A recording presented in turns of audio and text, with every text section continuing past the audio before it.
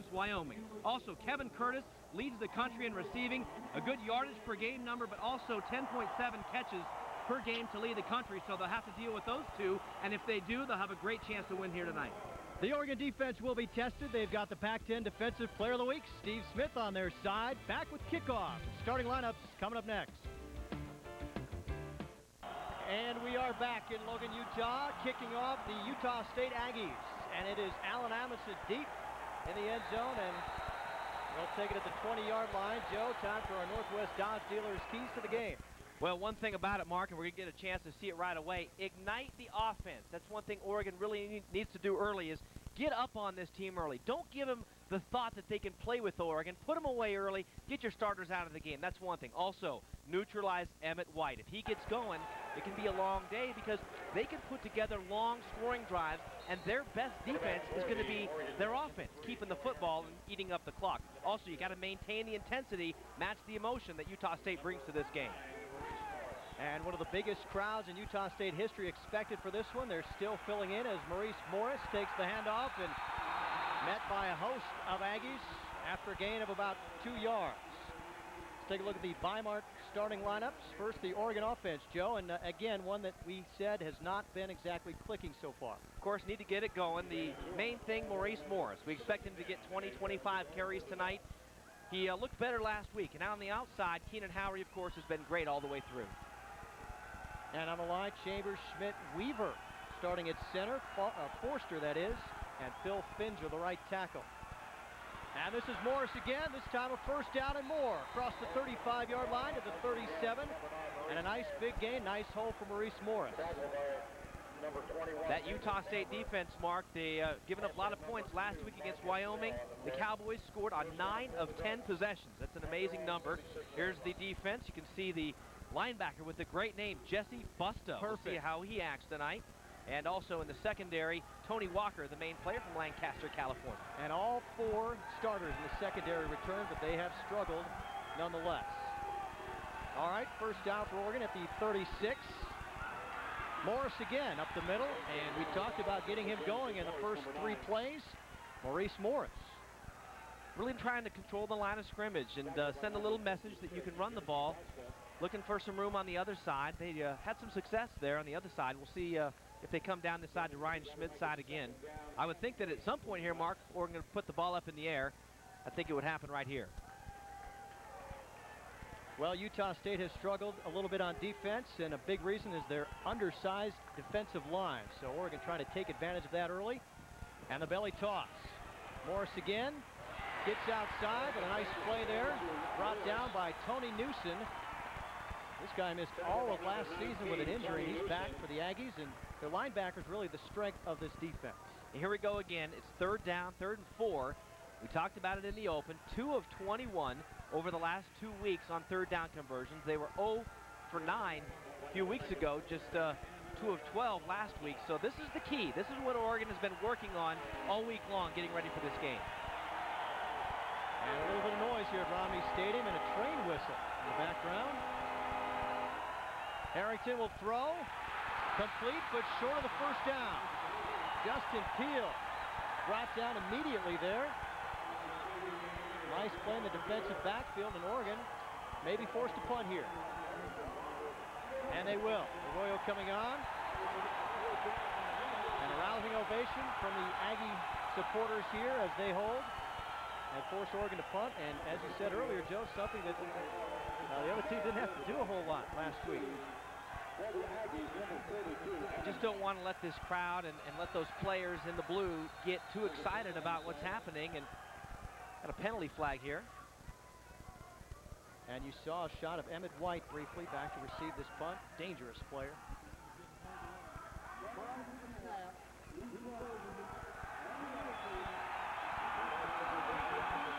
Well, Mark, that's an interesting call. They're calling encroachment because they lined up, and you can see that when Oregon goes out to punt, they have receivers on the outside, and guys are going to go down and make the tackle.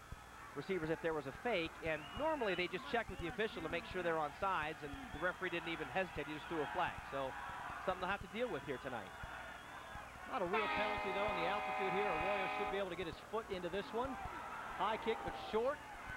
And White will take a fair catch at the 26-yard line. Nice to see him take a fair catch if you're an Oregon fan, because he is dangerous. And the Aggies will come out on offense, their first possession. Before the game, Jose Arroyo and the other kickers for the Oregon Ducks just skying the ball. We're at about 5,000 feet, and they're really kicking the heck out of the ball at the elevation. And the Weimar starting lineups on offense for Utah State. Emmett White, we talked about him in the open, and he is the leading all-purpose yard gainer in the NCAA. Kevin Curtis leads the NCAA in receptions. Newton, Shuck, Powell, Walker, and William, 4 seniors on that offensive line, very experienced. And on first down, Fuentes will throw deep. Right side. Got a flag down, which is... And he was looking for Kevin Curtis, his favorite target, and it looks like we have a hold or pass interference. You're going to call a hold, Mark, and it's I think it's just something Oregon's going to have to get used to tonight. They're not going to get any favors when you come to a stadium like this. That's the way it is. Oregon State dealt with it when they went to Fresno State a few weeks ago, and Oregon's going to have to deal with it tonight. And it's holding on the defense, automatic first down. It's what Mike Bellotti talked about all week long, that when you go on the road, you have to play better than the home team because you're fighting more than just the home team. The crowd, sometimes the officials. That play right there wasn't a lot of contact, and if that's the kind of coverage they're going to have, Oregon could be in a little bit of trouble. And Oregon's defense has played well, basically, this season. In the first 3 games, they've given up some big plays. That's been the problem, but very solid overall.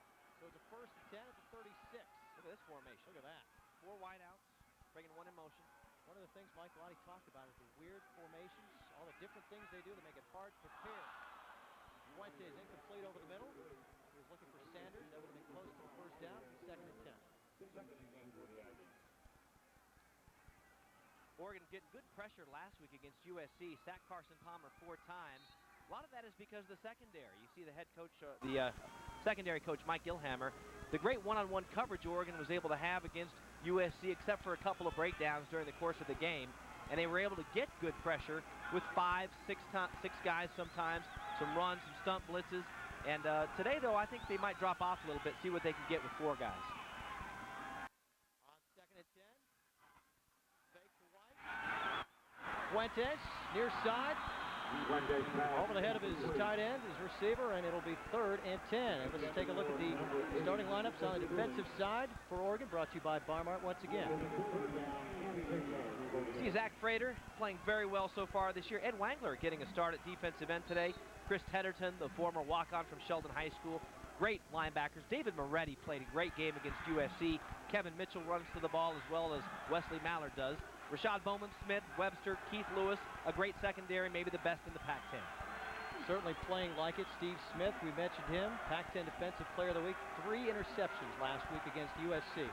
On 3rd and 10, pressure on Fuentes, has to get rid of it, and tackled as soon as it's caught. Rashad Bowman up there, one of the leading tacklers for the Ducks, and that'll bring up a 4th down. The Ducks hold on Utah State's first possession as well. A little surprising they don't go to Emmett White on the first series and try to get him involved in the offense. I know we'll see him a lot, but a good stat about Emmett White, when he carries the ball 20 times, he goes over 100 yards. He's a little bit like a Barry Sanders, where if you give him enough opportunities, somewhere he's going to break one. And interesting they didn't give the ball to him here in the first drive. And Keenan Howard, the junior, deep for the Ducks, inside his own 20. Ready for a deep one. Very good punter, Steve Mullins for Utah State, and fumbles the football and jumped on it. I think Howard got it back, but it is deep in Oregon territory. Lucky to get that one back.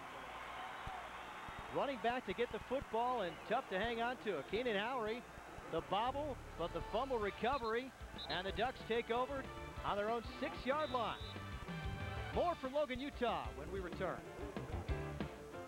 Right. Tomorrow sounds perfect. And the Aggies scoreless. Oregon taking over its 2nd possession and deep in its own territory after the bobbled punt by Keenan Howard. And a long way to go for Oregon here. Mike Bellotti walking on the field before the game. As you can see, it's a natural grass surface, and hard to tell as you can see the grass there, but Coach Bellotti talking about the groundskeeper probably got the week off here at Utah State. The grass is up there about 4 or 5 inches, really trying to slow Oregon's speed down because depth-wise, they just can't match Oregon's speed. Well, if you're playing golf out here, you'd have a hard time finding your ball. We were down on the field earlier. Very shaggy. But again, as Mike Bellotti said earlier this week, if the turf is long, it slows everybody down. So maybe no advantage for the home team. All right, 1st and 10, and here they come. And Morris on the carry across the 10. Some breathing room for Oregon. Nice pickup. Got about half of it. And Morris now 4 carries already in this game. Also on the tackle for the Aggies, number. That's when Maurice Morris was at his best last year. A couple of games, he got up in the 30 range, 35, and he starts pounding it out. I know the coaches talked about not wanting him to get tired carrying the ball so much, but this year you might as well get him tired in the first half because you got Ontario Smith who can come on with legs in the second half. And again, at altitude, we'll have to see how he holds up fatigue-wise. Again, it's Morris, far side, going for the first down marker.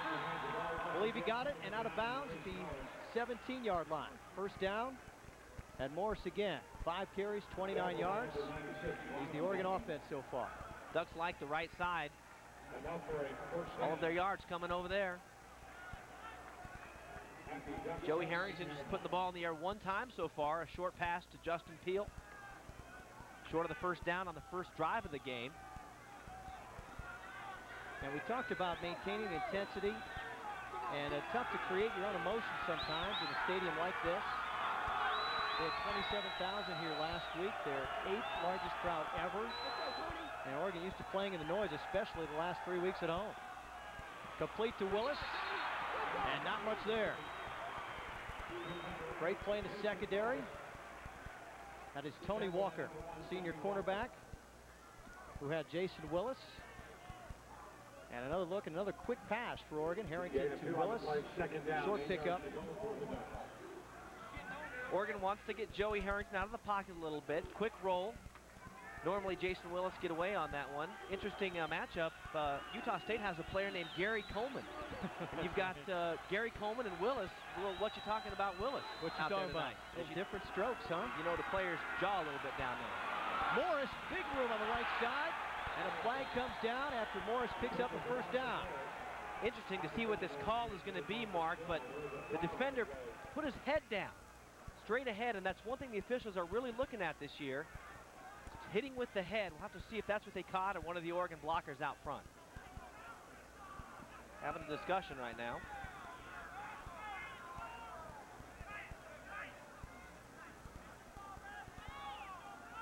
I think we're ready, or maybe not. Let us have it. Holding by the offense. 10 yards from the penalty. It'll be second down. Well, I tell you what, initially looked like a potential big gainer here for Morris, but the hold right on, must have been on Newsom there, I guess. Boy, that's, if you can't block like that, then you can't block. That's the way you block. Yeah, that's how you're taught. Looked like Peel was just pushing Newsom out of the way and cost the Ducks 10 yards. So a 2nd and 12 on their own 15. And they give to Morris, who stumbles, keeps his feet, across the 20. Got most of that back up to the 23. Give another 3rd and 4. And another chance to convert on 3rd down. Jeff Tedford really wanted to get in those 3rd and short situations, 3rd and medium yards here. Really presents a little bit of a problem for the defense. Run pass, you're not quite sure. Oregon having success, though, with Morris on the right side. And being very patient. Haven't gone downfield yet.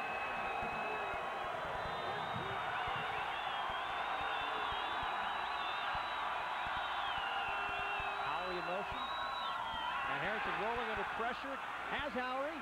Can he get to the first down marker? No. Boy, heavy pressure there. On the outside, defensive end coming in there. That was Nate Putnam, put some heavy heat on Harrington. Had to get rid of it. Got Keenan Howery, but then more defensive players for Utah State there to make the tackle. It's Glasper. And the linebacker again, Tony Newsom. It's a play that Oregon's worked on all week, bringing Howery out of the backfield like that in a little delayed screen. And of course, it's much more difficult to run in the game with the speed of the game. But really, that drive, the penalty is what kills that drive. And it's a tough break again for Oregon to have a holding penalty, especially out front. You normally see holding on a pass or at the line of scrimmage, but not out front like that. And another high kick from Arroyo, not very deep, but deep enough to cause the fair catch again from Emmett White. We'll be back with more from Logan, Utah after this word from our local stations. You're watching University of Oregon football on the Oregon Sports Network. Quarter, Oregon and Utah State. Both teams off to somewhat sluggish starts offensively, and for the Ducks, they just got stopped on defense there. Joe, what happened there? You see on the outside here, Mark, they're just going to come from the outside, and they get it right. Keenan Howery's going to kind of delay in here and slide out. Joey comes back and tries to hit him, and it's just the wrong play at the wrong time. There's nothing wrong with it. It's just a matter of they had the right setup and they had the pressure coming, and that's what stopped that play. Nate Putnam not fooled on that fake to Morris. I think they were hoping he gets sucked in, but he stayed home and made the play. So Utah State takes over. 4 receivers on the right. And the pass in the middle and sniffed out. Very nice play. Wesley Mallard, one of the top tacklers in the Pac-10, showed you why right there. Not fooled by all the commotion on the near side. Wesley Mallard has shown good instincts all the way through his career at Oregon. Of course, Mark, he started playing great on special teams, and that's really where you show your good football instincts, getting around the ball, being in the right lanes. And he's really carried that over to his linebacker spot. And of course, he's got exceptional speed, and that really helps. And the name doesn't hurt either. All right, on 2nd and 12 for the Aggies. Still no carries for Emmett White. And there he is. And nothing doing. Kevin Mitchell and Rasuli Webster coming up from the secondary to stack him up. Tackled by number 39. And that's the way you want to approach Emmett White. Don't let him get started, because once he does, he's gone in an instant. See him down low. They just try to go up field. Just a little belly play, and stepping up big. Kevin Mitchell filling the gap along with Rasuli Webster. Tell you what, Kevin Mitchell, only a sophomore, and it'd be fun to have him around for another couple of years. Very intense individual. 3rd log for the Aggies, 3rd and 11.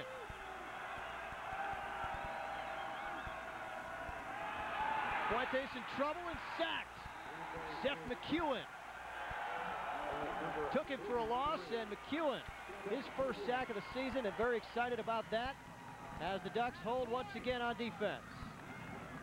Seth McEwen has been playing very well lately. You see him come up on the stunt, loops around, comes right up the gut after Fuentes, who's not a real mobile quarterback.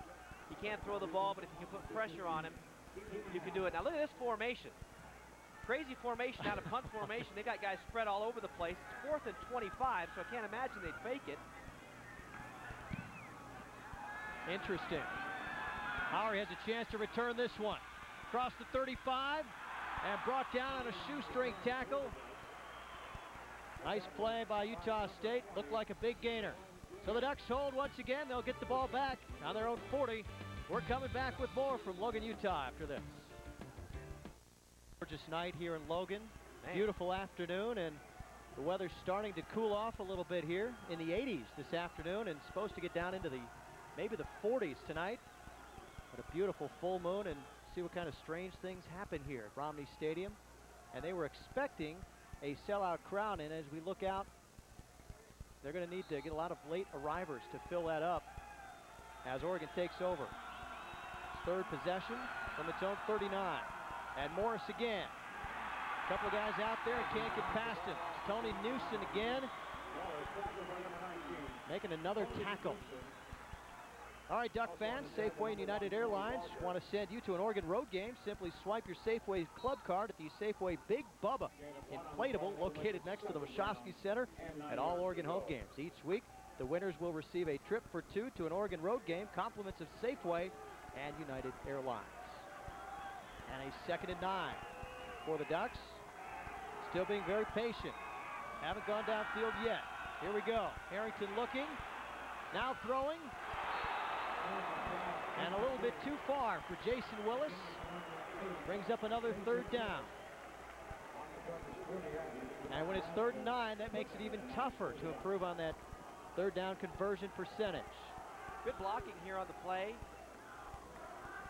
Looked like Harrington had some time, and looked like he was trying to go deep, but people were covered.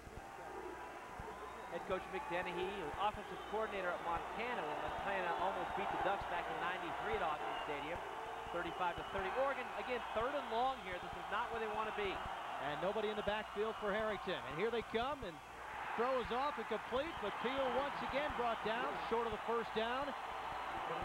And that's Newson again. Somebody blocked that guy. Tony Newson. Already 4 or 5 tackles tonight. And Oregon will punt again, another 3 and out, and that's 0 for 3 so far on 3rd down. They had the rush coming, the blitz was on, but you'd like to see the ball thrown to the marker. Get the receiver to the marker, throw it to the marker. That's the 2nd time Oregon's thrown underneath the marker on 3rd down. They'll have to punt again. And Arroyo at his own 30. And there's Emmett White. And a nice kick from Arroyo. Another fair catch for White at the 15. And the flag comes down, and here we go. There's that halo rule, Joe, that I know you're a real big fan of. It just doesn't seem like that should be a penalty when the guy runs down there and then backs off. He intentionally backed off. There's no doubt about it. You can take a look at it. What's the infraction here? You get in there. He sees where he is. You'll see back up off of it. Oh, my goodness. More than 2 yards, and that is a terrible call.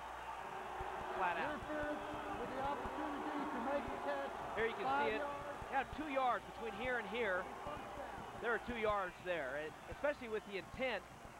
The intent on the play is to stay away from him, and you just don't call that a penalty, but they'll give up 5. It's only 5 yards.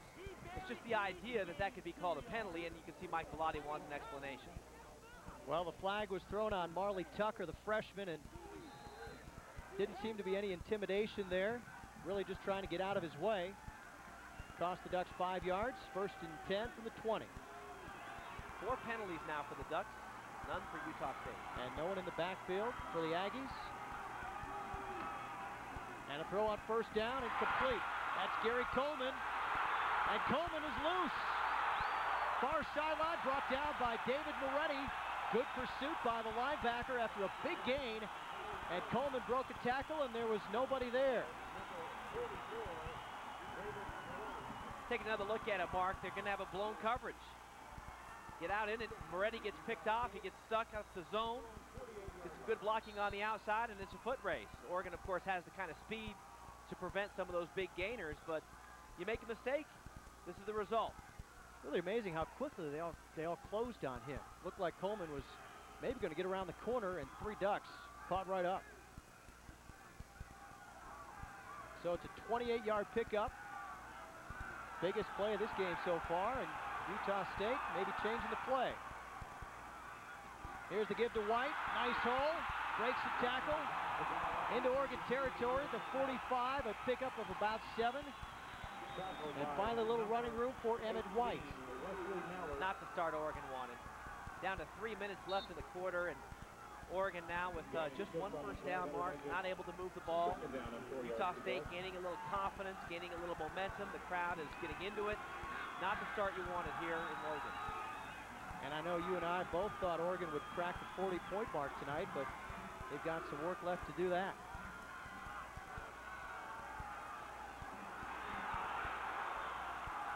Crowd growing a little restless here. And Fuentes trips and goes down. And it's going to pay off for him because they had to delay a game before the snap. So they'll get a 5-yard penalty and get the down back, but they won't lose the down, which would have been about a 6-yard loss when Fuentes went down. So actually, it's a fortunate penalty. How about that for luck? They finally get a penalty, and it's fortunate for them. It actually Prior helps to them. the snap, delay of game on the offense, 2nd down. Please put 7 seconds back on the game clock. How about that? Seems to be a little indecision out there. Everything's going your way when the penalty actually helps your team. Fuentes checking his wrist out. I'm not sure if he's got the plays in the right order or what's going on. Seems to be a little trouble communicating with the sideline in the last couple of plays off. But again, as you said, Joe, instead of 3rd and 8, it's 2nd and 8.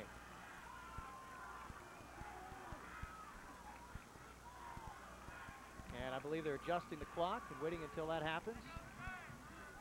Every second is vital, as we have found out. But we certainly last few weeks, huh? Certainly didn't expect this type of a start for both teams. Both teams were able to score some points, and especially Oregon.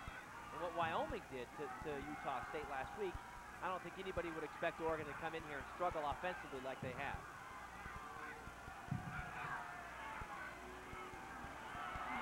Fuentes under pressure has Emmett White out on the flat and a first down across the 40 to the 38. Knocked out of bounds by McEwen and Keith Lewis. But there's Emmett White. And he was free. Nobody had coverage on him. I believe it must have been Lewis, but he had plenty of cushion. Now to look at it, White coming out of the backfield. McEwen sees it, reads it, but of course McEwen doesn't have the speed that Emmett White does, and he's able to get the first down. And when you get to the 37-yard line in this stadium, you're in field goal range because of the elevation. Both kickers, each team kicking 60, 65-yarders before the game tonight. All right, first and 10. Inside the Oregon 40. And reverse in the throwback. Kevin Curtis looking for the quarterback. Great coverage. Almost picked off by Bowman, but flags came down almost immediately. And I think this one's, we're going to have to do this one again. There's a flag, however, on the play. Tell you what, the referees really have to be on the ball here for illegal formations, don't they? Need to do a little studying. Throwback pass. Oregon had it read perfectly. Rasuli Webster right on him all the way, and Rashad Bowman comes over to try to make the pick. See what the call is.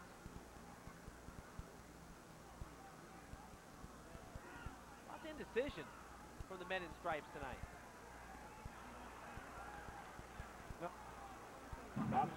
Illegal man downfield, and he signaled Oregon, but of course that couldn't be the case. Illegal procedure.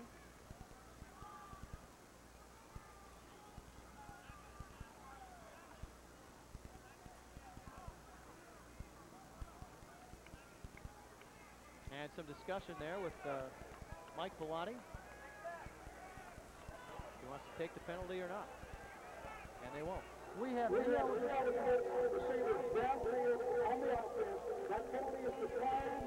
Second down. So interesting. Second down. Instead of Oregon taking the 5 yards, they're going to take the down instead. And a pretty good little drive here for Utah State. Started on their own 20-yard line. And just about, as you said, Joe, in field goal range. Empty backfield on 2nd and 10. And looking for the tight end. That's a lateral. Ball is alertly live. Picked it up. That's J.R. Zubaturaga. And I was hoping he'd have a few catches tonight so I could say his name. And very good bounce right back up into his hands. He managed to pick up a few yards.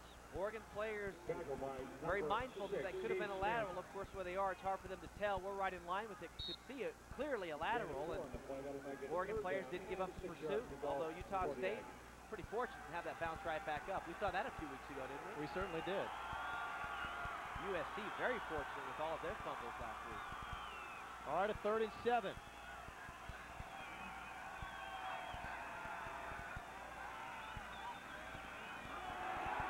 Good protection, good throw, complete, but short of the first down. Good defensive play. Wesley Mallard on the coverage, Chris Stallworth. Tackled by number 18, Wesley Mallard. And it's definitely field goal range at the 31. It'll be 4th and 3. Short of the first down. That'll make it 4th down and 3 yards to go. And we'll see what the Aggies decide to do here. Scoreless game late here, first quarter. But the Aggies are driving. I think they're going to go for it, Mark. Not bringing in the kicker, although their kicker's perfect. You think they'd want to jump out and for sure take the lead against a team like Oregon. Just get points on the board. But they're going to go for it. Big, big play here early in this football game. Big momentum play for both sides. On 4th and 3. Unbalanced line on the left side. And the pitch to White. He'll try the far side. Cuts it back. Got the first down. Excellent second effort from Emmett White. And that's why he was a 3rd-team All-American last year. And that's why he leads the country in all-purpose yards. He just finds ways to get it done. Only 2 of his rushes this year coming into this game were for negative yards. So they figured they had a pretty good shot with him. And they just had everybody blocked. And a nice cutback there. Bowman brought him down by the ankles, but he fell across the marker, and it's a 1st and 10.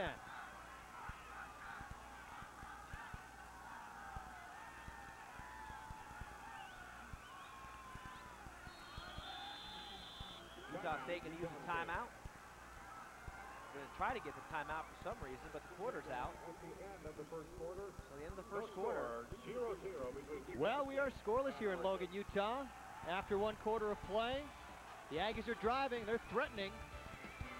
Back with more from Logan after this. In Utah, very surprising considering the offense is here. Joey Harrington, the Oregon quarterback, coming into this one. He's not going to overlook the Aggies despite their winless record this season. This is very important because it's our first road trip, and we need to take this very seriously and learn how to play on the road. This is a good test for us.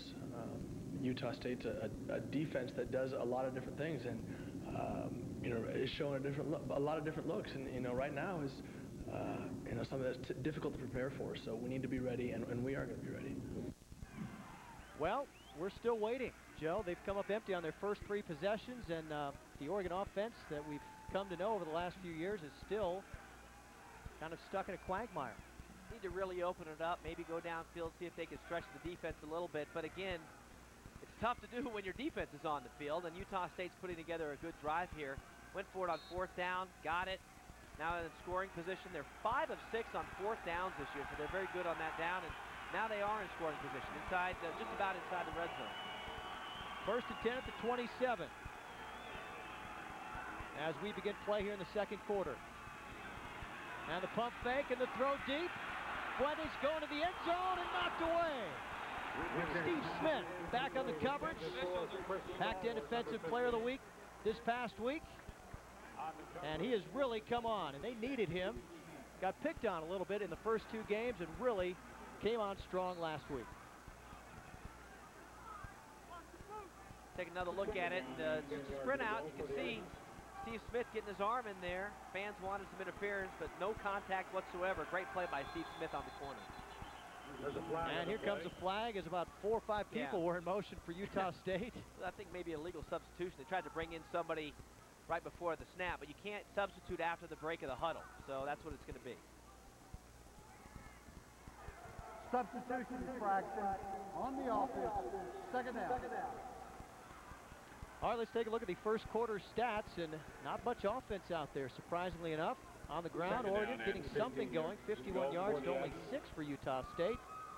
Total yards just about even. First downs favor the Aggies thanks to this drive right here. And misleading. Time of possession favors Oregon, but they really haven't gone very far with it so far.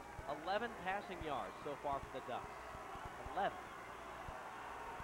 All of it coming on 3rd down, short completions. And he's 4 of 5, so 4 completions for 11 yards. All right, 2nd and long. Fuentes, immediate pressure, gets it to Curtis, and look out. Curtis might score. He does score. Utah State has the lead. Touchdown!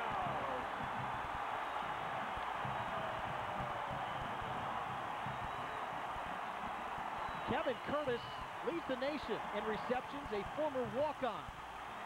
And what a season he is having. And just like that, Joe, the Aggies are on top. And you talk about quick strike, it looked like Fuentes was going to be sacked by Zach Frater. Next thing you know, Curtis is in the end zone. And Dane Kidman on to tack on the extra point. And he does. So the Utah State Aggies, thus far, shocking. The number 6 Oregon Ducks, 7-0. And you take another look, and Frater all over Fuentes, who gets it off. And the Ducks were coming, Joe. Nobody was back there. Nobody was there, and unfortunate because Fuentes, not only did they almost have a penalty at the snap, but he almost fumbled the ball. You see on another look, he kind of shuffled the ball as it came out. One man, and he's gone, and he leads the country in receiving. In catches, 3rd in yardage, and you know he's capable of doing it. I tell you what, Zach Frater thought he had a sack here. And he looks up, and he sees Utah State celebrating. Very disappointing. They drove down the field, converted on 4th down, got a couple of big plays, overcame a penalty, and now they've got the lead. And this is exactly what we talked about, Mark. You don't want a team like this to get so excited and think they can play. And right now they think they can. They think they're going to go out and win this football game, and Oregon is in for a fight tonight. This is not going to be the kind of thing I'm trying to jinx myself in reverse, and maybe when I say it, Oregon will actually come back and blow them out. But you can tell by watching this game right now, if they're going to be in a fight, in a battle, and they need to come out and show some emotion right now, and that should serve as a pretty good wake-up call to get them going, especially offensively. Kidman kicks it to Amundsen. He'll bring it out to the 10. Stops short of the 20. Alan Amundsen, who averaged 35 yards a kick this season, fails to get to the 20-yard line, and Ducks will start out again in pretty poor field position. And that last touchdown will do one of two things, Joe. It'll either wake up the Oregon Ducks, or it'll wake up this crowd and make it real tough for them to get back in the game. 9 plays, 80 yards. Took him just 330. 32-yard touchdown for Kevin Curtis. Aggies up on the Ducks. Here's Morris. Tries the near side. Nice move. Got across the 25 and pulled out of bounds. And there he is again. Tony Newsom in on the tackle. And Morris having a pretty good evening, but for the fact that hasn't meant much so far. Got to get first downs. It's great for Maurice Morris to get over the 50-yard mark here early in the football game, but it really doesn't matter if you don't get first downs. And second and short, that's a great situation for Oregon to be in, especially when you want to stretch the field. And it also makes it easier on third down. Morris again. First down across the 30, and Moore still on his feet. Knocked out of bounds, Jesse Busta. Knocked out of bounds by number 56. Knocks him out just short of the 40-yard line, and so 2 plays, 2 pretty good gains for Maurice Morris, and Oregon has had no problems on the ground so far. And like you said, Joe, maybe time to stretch this out a little bit pretty soon and keep that secondary honest. I know all the fans at home looking for that quick strike Oregon offense, going up top, doing creative things with screen passes, with moving the ball down the field. Maybe some crossing routes, get Keenan Howry on track, Jason Willis. They're going to run it again. And that's Morris again and nowhere to go. Busta in there, tackled for the loss of about 3 yards. And I think they're keying on number 9 a little bit. He's getting a lot of carries, that's for sure. They came into it looking to get Maurice some work, and they're definitely doing that. But you can only go to the well so many times, Mark, before they're going to come up and make the stop. Morris now with 82 yards, minus a few. Unbelievable. Nothing to show for it on the scoreboard, though. So it doesn't matter if you get 800 yards running if you don't score any points. 2nd and 13. Harrington will throw it. Far side, Justin Peel bobbles it and can't hang on. Looked like he had it for a second, but not long enough to get his feet down and get down on the ground. So bring up a 3rd and long. This is the play they ran against Arizona State last year to the other side to win that football game, to get it to overtime. And throw is right there. Justin just needs to come up with that catch. It's a good throw by Joey Harrington. And Harrington 4 of 6 so far, so percentage-wise, a good start. 3rd and long again for the Ducks. This is a big down. No question about it.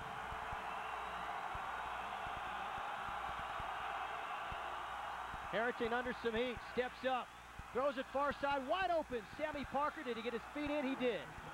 Huge play. Sammy Parker comes up with a giant play. Needed to get that first down, move the stick.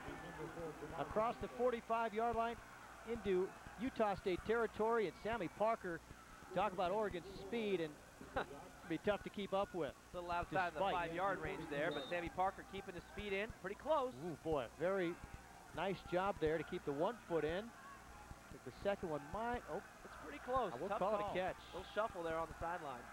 All right, 1st and 10 at the Utah State 42. And maybe that's the spark they needed. Harrington deep for Willis. Overthrown. Got to remember the ball's going to fly a little bit more here at elevation. It's going to get out there. It might take the Ducks a little bit to get used to that, get the timing down, because as you are at elevation at 5,000 feet, the ball's going to float a little bit. 2nd down, 10 yards to go for the Ducks. Oregon, though, opening it up, Mark. Definitely starting to throw the ball downfield and take advantage of their speed. Alan Amundsen now in the backfield. The fastest guys on the football field. And he will get the call. Tries the far side and nowhere to go. Nice play. Nathan Barber coming up from the safety position. And they are definitely trying to stop the run first. No doubt about that. Not having a whole lot of success so far, but good enough to keep Oregon off the board this far, and it's 3rd and 8.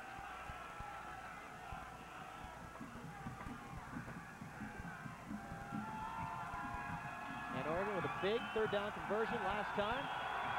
See where they go this time. Cy Aliman in the 4-receiver set.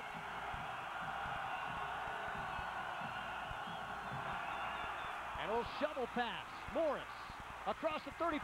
Nice cut inside the 25 and taken down there by Nate Putnam after a nice gain. And the Ducks are moving the ball. That's 2 straight big 3rd down conversions. They've run this play with a lot of success over the years. This one to Maurice Morris. They ran it big against USC last year. You'll see Joey's just going to drop back. Morris slips underneath, and he does a good job getting himself upfield. Good vision, turns it up. Had a choice to make there, could have gone to the sideline, but he gets the yards, gets the 1st down. Now Oregon moving towards the red zone. At the 24. Harrington. Wide open, Josh Line, touchdown. And the Ducks have tied this one up. Pending the extra point. Josh Line must have been a blown coverage. That was almost too easy, and to be honest, Josh Line has had some problems with those wide open plays, and this one he brought in and walked in. Sneaks himself out of the backfield, undiscovered. You don't expect Josh Line to get the ball a lot when Oregon has so many talented players on the outside, but it was the right play at the right time, and that was huge, Mark, to respond to this crowd, to this team after Utah State had taken the lead. Huge drive for Oregon to get back in this, and they opened it up, and look what happened. They get the touchdown. They have definitely woken up. Jared Siegel tacks it on, and we are tied. 7 apiece here in Logan. 2 straight scoring drives put together as the Ducks tie this one up. Josh Line wide open, and we got a new ball game here in Logan. Utah State's challenge and drive it right down the field and score their first touchdown of this ball game. And in the 2nd quarter, things have suddenly started to get interesting again. Boy, I sure would like when you ran a Civil War football package. Yeah, it's part of the new member Ball Freedom giveaway. And Siegel will kick it deep. And Emmett White back there to try and return this one. Kickoffs right now. Usually Jose Arroyo has been handling the kickoff duties at elevation, though. You think Siegel will be able to get a good foot into it. And he does. Very good foot. Perfect kick. Out of the end zone and out of bounds from touchback. And as you said, Joe, the ball just flying here from the kickers. It's time now for the Carls Jr. scoring drive from today's game. 9 plays, 82 yards. Oregon opening up the offense, going downfield a few times. 2:36. Josh Line, the 24-yard touchdown reception, ties the game here in Logan. Today's scoring drive was brought to you by Carls Jr. And good for the Ducks to give their defense a little rest. They were on the field quite a bit. And we'll see how they respond to the touchdown in the new ball game.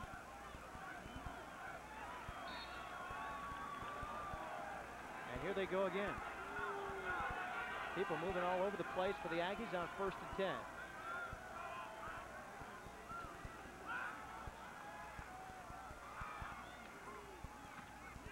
And it's Emmett White up the middle. Flag comes down. Nice hole. But there may have been a reason.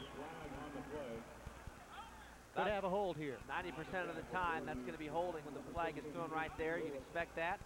Utah State started to hurt themselves with some penalties. Holding on the offense, 10 yards from the previous spot. It'll be 1st down.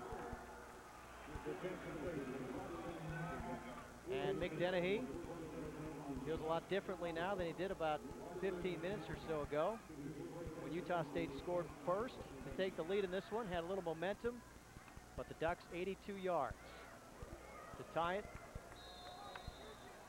Mike Colati knew this was going to be a fight. He talked a lot about Utah State and how dangerous they are. And yes, they're 0-3, but they played a heads-up game at LSU earlier this year, 13th ranked LSU, and lost that one by a couple of touchdowns. But this team has been right there in all the games they've played. They just haven't come out on top. Fuentes throwing it deep. He's got Curtis.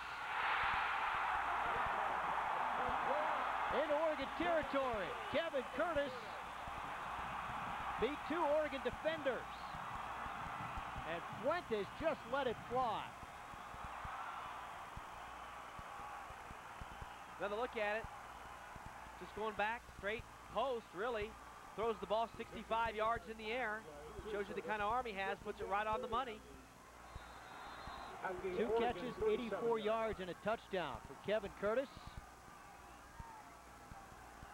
I tell you what, talk about shifts in momentum from their own 10 to the Oregon 38-yard line. Just like that. Unload the backfield again. Crossing pattern, Emmett White dropped it, took a shot from Keith Lewis. On the coverage for the Ducks, number 16. Hey fans, don't forget the 4th annual Pape Jam will take place on Saturday, November 24th. The action starts at 5 p.m. as the women's Oregon's basketball team takes on TCU, followed by the Oregon men against Rick Pitino and the Louisville Cardinals. So get your tickets, 1-800-WEBFOOT. Make your trip up to the Rose Garden for the Pape Portland Jam. Should be a fun time up to Rose Garden. And we remember that Oregon-Louisville game a year ago. Right. Out of Freedom Hall. Big win for the Ducks there. Back on the football field, Emmett White tries the middle. Nothing doing. Sully Webster, the last Duck there. Tackled by number 9. And the crowd thinks that may have been after the whistle, but White was still trying to gain yards, so bring him down.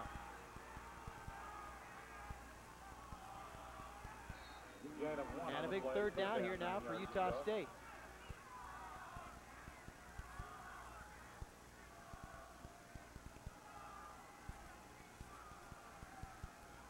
Just a strange atmosphere here, Joe. Just seems very quiet. And the highest ranked team ever to play here in Logan, Utah, the Oregon Ducks at number 6. Certainly not a stadium that's used to having big games here. This is the biggest one ever played here. Under pressure, Fuentes lets it fly.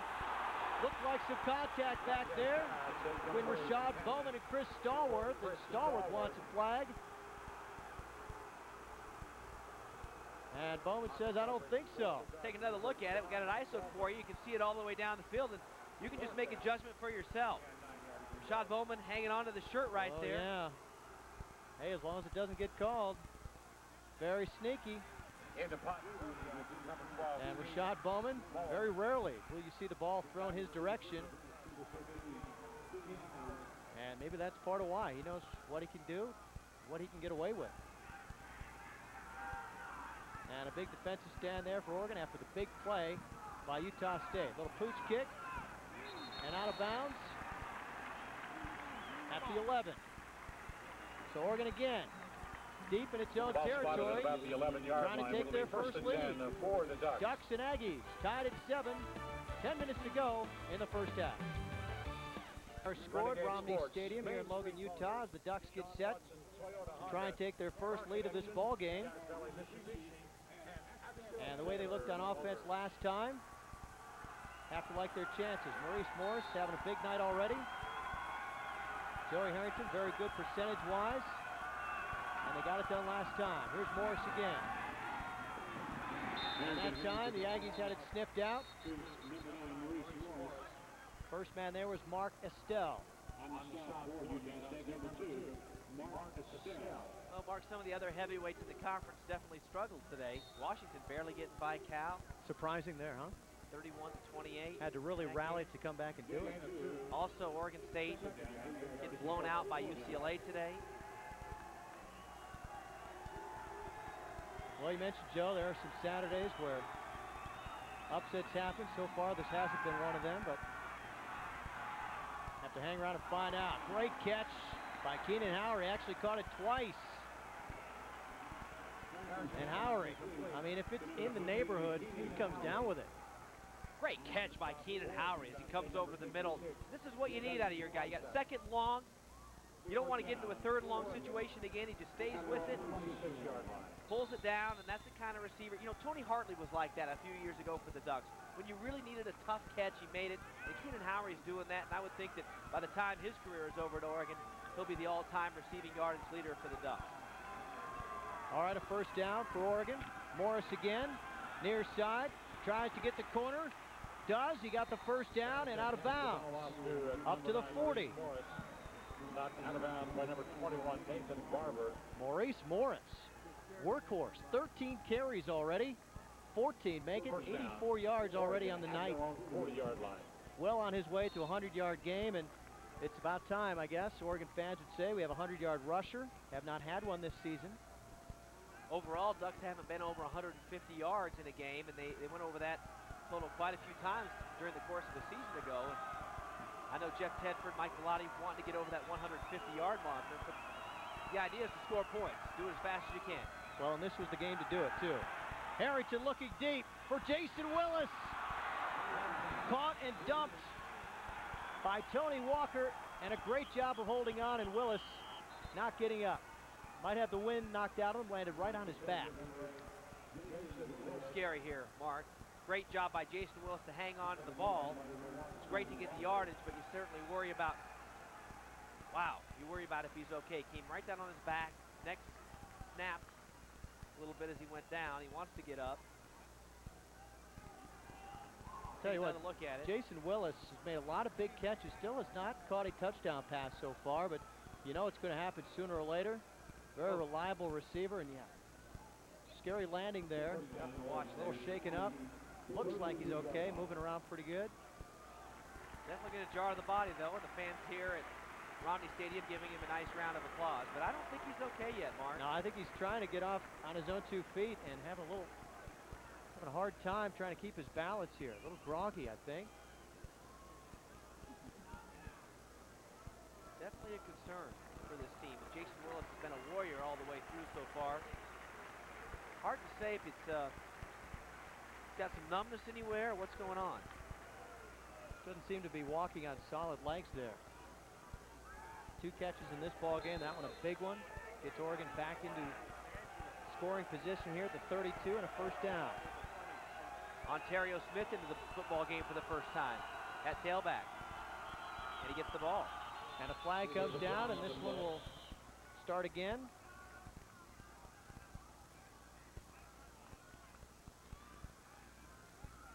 And Ontario Smith, Joe. On the offense will be first down. Just real fun to watch Ontario Smith go to work. Only a sophomore, and he will be fun to watch here the next couple of years. Takes at least 9 or 10 guys to bring him down. Just an amazing way of breaking tackles and staying on his feet. I would think with his style and his speed, he's really going to be effective here against Utah State. Gets a chance to carry the ball. Ducks first and long. And that's 5 penalties on Oregon. First and 15, Harrington straight back. Throws it far side, Sammy Parker came back to the ball nicely. A little bit short of the first down, but a nice pickup. Big play there. Sammy Parker going to have to step up now with Jason Willis on the bench and his status unknown for the rest of the game. And Sammy Parker running him off with the speed there, coming back for it. DB makes a good break on the ball, but Sammy right there in a perfect throw for Joey Harrington, who really is starting to heat up, Mark. His last 5 or 6 throws have been right on the money. And Parker as fast as they come. Of course, he runs track for the Oregon track team. 100-meter sprinter. And a tough guy to keep up with. Look at that, 10 of 13 for Joey Harrington and the touchdown. Second and short. Harrington keeps the ball. Now he'll try to run for it. And he got it. Just inside the 20. Thought might be a late hit there coming in. I know Joey wanted it. His quarterbacks don't like to get in the head. Hit in the head like that. No, I think Joey likes to get hit, but in the head's a not in the head. Story. Not like that, and not from behind. But you can see play action fake is a good one. Very good. That one seems to work a lot. Joey has a real effective way of hiding that ball behind his hip. He's done that a couple of times this year. Camera guys don't like that. Good drive here for Oregon. They're going to take control of this ball game. Out first down, Harrington. Wow, incomplete to Justin Field. A little bit long and just about picked off back there.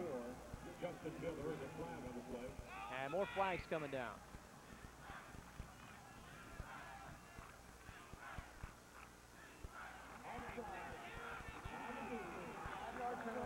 It'll be first down. Utah State normally a heavily penalized team, not a real disciplined team. 11 penalties last week. Gonna give you some yards, got to take advantage of them. And including the penalty of all penalties. They score a touchdown with seconds to go to pull within 1 point. They celebrate too much. They get pushed back 15 yards and miss the extra point and lose. Right. Could you imagine losing the game because you celebrated too much? But that's got to be disciplined. If you're a coach, what do you say after that game? They had 4 personal fouls in that game against Wyoming. None here tonight, though. 9 penalties in this game so far, though. On first and 5, Smith has some room, has the first down, still on his feet, inside the 5-yard line. Tell you what, just when it looks like they're closing in on Ontario Smith, he just keeps going. And it'll be first and goal. Ontario Smith just able to really read his blockers, just a zone play, really. Ontario's going to take a look at it, see what these guys do, try to match up straight ahead. And Ontario's going to come out and just look for the zone, look for the seam, and find it. That's what he does. Ontario is very good on this zone play. It's something he ran a lot when he was at Tennessee, and after the transfer, does a good job getting upfield, getting down to the 3-yard line. First and goal. It's Smith again. Still on his feet, chugging down to the 1. Carried about 4 guys with him. Nick Oneindia, the defensive end, the first one there, got dragged a few yards, went for a little ride. Looking at a guy right there that's going to be around the Oregon program for 2 more years. Only a sophomore. And I know we had a little poll on the Oregon Football with Mike Velotti show last week, and a lot of people think that man right there is the best running back in the Pac-10. From what little they've seen of him. That's amazing. When you see him, he is amazing.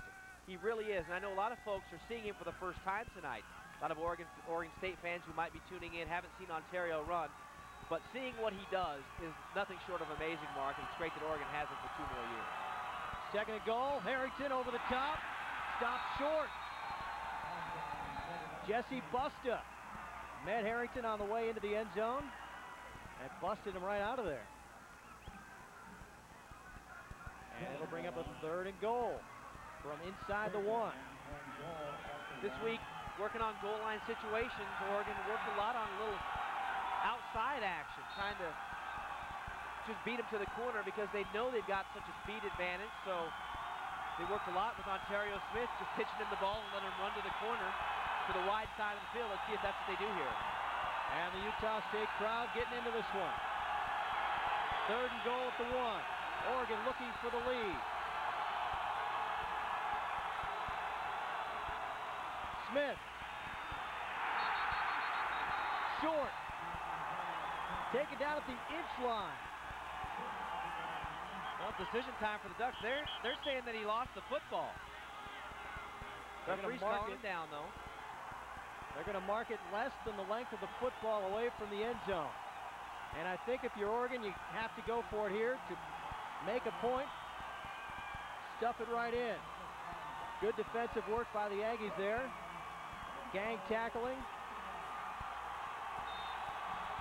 Not much there. Busta again. See the ball come free there right at the end, but officials calling him down, and Oregon now with the big 4th down. And you have to think Harrington over the top.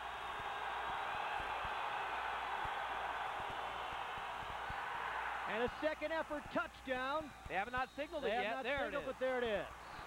It was easy for me to see from way up here. Second effort. Joey Harrington stopped initially, turned his body and spun in, and that's a big touchdown. Maybe takes a little of the wind out of the Aggies' sails and puts Oregon in front here for the first time tonight. Great presence of mind by Joey, though. You get stopped, he spins. The kind of thing we've talked about a lot, the kind of heart that he has, the intensity and the drive that he has to get himself into the end zone. And my favorite thing is how he puts his arms up when he's laying on his back. Yeah, that's the standard Harrington celebration. Yep, we've seen that. Jared Siegel got the extra point. And Oregon leads this one 14-7. Another impressive drive capped off by Joey Harrington on 4th down. And the Ducks have their first lead. We're coming right back. Over Utah State. The Aggies 0 for 10 all time against teams ranked in the top 10. And right now, looks like Oregon will continue that streak. Time for the Carls Jr. scoring drive. 11 plays, 89 yards, 6:06. Some good work by Maurice Morris early. Good work by Ontario Smith. They opened it up, stretched the defense a little bit. Right down the field they go, and feel a little bit better about things. I know, seeing how easy Oregon made it look. Well, interesting. They took the whole first quarter to warm up, but now they seem to have it clicking. 234 yards of offense all of a sudden for Oregon. They've had the ball 17 minutes in this game to 9 minutes for Utah State. So really starting to exert a little domination here. And the Aggies really need to answer with some points if they want to stay in this one. Sometimes that's all it takes is the other team scoring to get this Oregon team going. And that appears to be the case here. Siegel will kick it deep again. And this one not quite as deep. Taken at the 2-yard line. It's White. And look out. Spins across the 25, 28. And Emmett White, anytime he touches the ball, it's just kind of hold your breath time. You know, the fans really expect big things because when they see that the ball's not going to be kicked out of the end zone, they start cheering before he even gets the ball because they know he's going to get an opportunity. Does lead the nation in all-purpose yards. Does everything, catches the ball out of the backfield as well. He averages about 5 catches a game. Over 100 yards a game from the backfield. Punts and kickoffs, so he's to do everything back. And he's lined up wide now. Nobody in the backfield behind Fuentes on 1st down. And it's Curtis on the catch. White with a nice block and a 1st down. Well, Emmett White do everything. He can block too. And he sprung Curtis for the 1st down there. And Kevin Curtis, also an exciting player, leads the nation in receptions.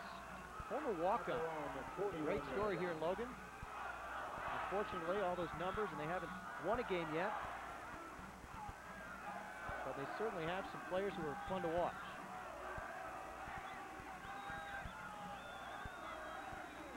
First and 10, their own 41. Empty backfield again. And a quick throw and incomplete.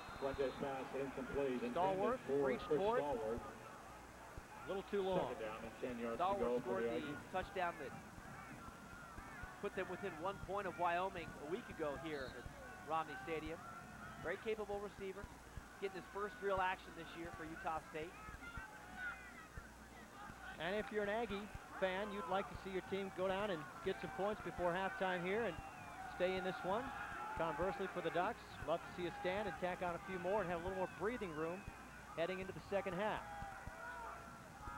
And on 2nd and 10, Fuentes, deep drop, and a deep throw over the middle. Going to be picked off. Keith Lewis. One man to beat, and he just runs right into Kevin Curtis.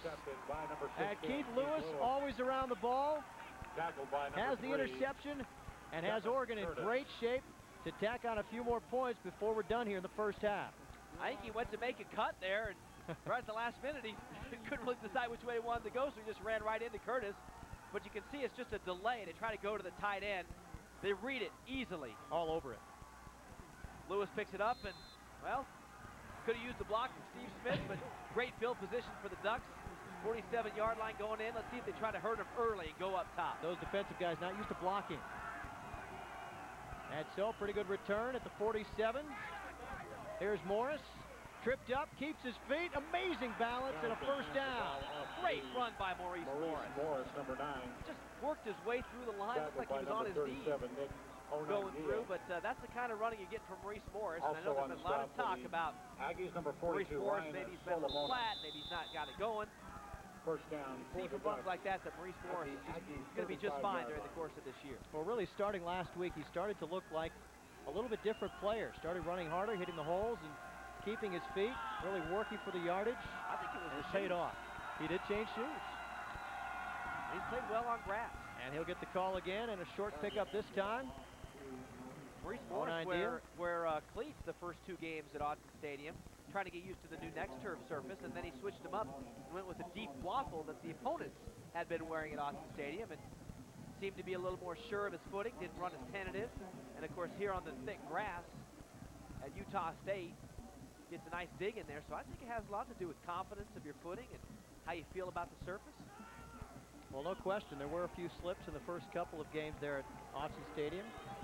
And the last game, we didn't see that happen as much, so it appears they're getting on solid ground. 2nd and 10 for Harrington. Going deep. Sammy Parker stretching out, but not able to hang on. Joey threw a rocket, just missed it. Sammy Parker getting his arm on the ball, but not able to come up with it. Sammy Parker can get a lot of work now. Jason Willis still sitting on the bench, getting worked on, so Joey has to find a few other receivers out there. Harrington's on tonight, though. You can tell. He's throwing the Throwing ball. the ball hard. Yep, with purpose. All right, a 3rd and 10. Big 3rd down here. Oregon needs another 1st down to get into field goal range. And a little flare pass to Morris, and this one's not going anywhere. There's that man again, Marcus Stell. Great one-on-one tackle on Morris, and no chance for a field goal now, so time to try and pin the Aggies deep. Good pursuit here. They get around the ball. They read it. You see the linebackers moving out. They see him going. Just go with the flow of the play, and they're able to stop Maurice Morris. Again, though, Mark, on 3rd down, Oregon not throwing the ball to the 1st down marker. Again, trying to leave it up to the running backs or tight ends to try and make the 1st down after the catch. Sometimes that's a difficult thing to do with a team that's pursuing the way that Utah State is pursuing. So you'd like to see him maybe throw the ball to the marker. And we talked about 3rd down conversions earlier, and Oregon now 2 for 7 on 3rd down, so a little bit better than what they have been doing, but that was a pretty big one there. They could have gotten a few more points. Maybe deflate Utah State just a little bit more heading into the locker room. Not to be. Now they just have to try and pin the Aggies deep and keep them from scoring. The Aggies taking a timeout here. That's their second, so they'll have one remaining, trying to stop that clock. The Utah Statesman is the USU student body's first choice for news and information. Go Aggies from the Utah Statesman.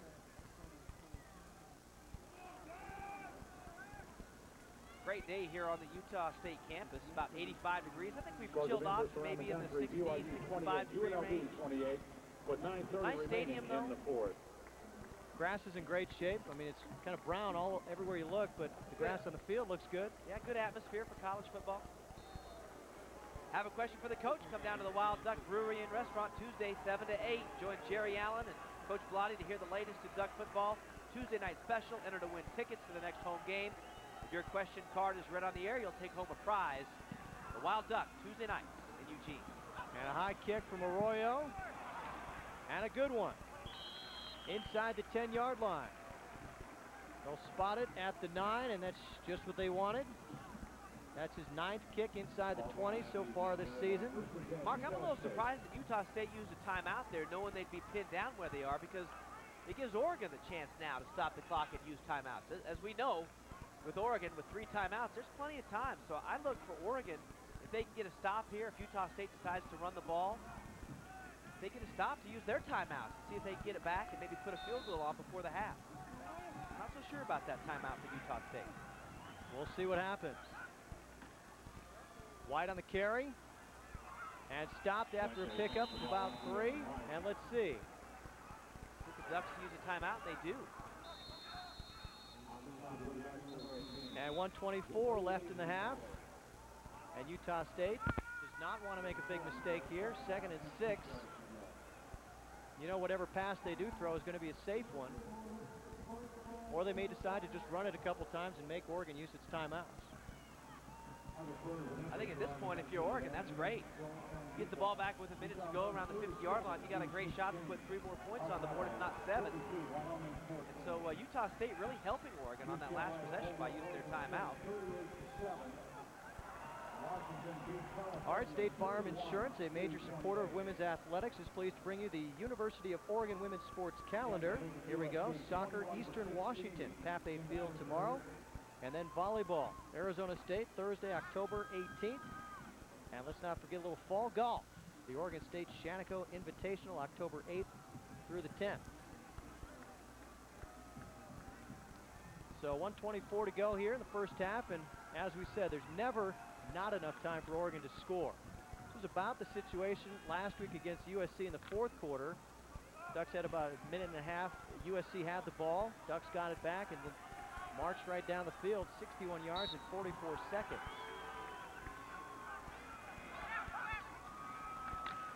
And White will get the call again. And just short of the first down, I believe. Let's see where they spot it. Looks like they're going to spot it past the marker, so it will be a first down. And that's a big carry for Emmett White, Utah State. Now the Aggies will go to a no huddle now that they get the first down, and they'll try to move the ball down the field. So they're past the critical stage. Look for them to start putting the ball up in the air now.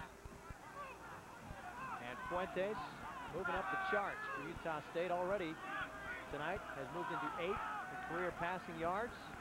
And this really just out of the hands of Emmett White and almost intercepted. I mean, Fuentes really only took over the starting job in game 3 of last year, and he's just into the top 10 in passing already.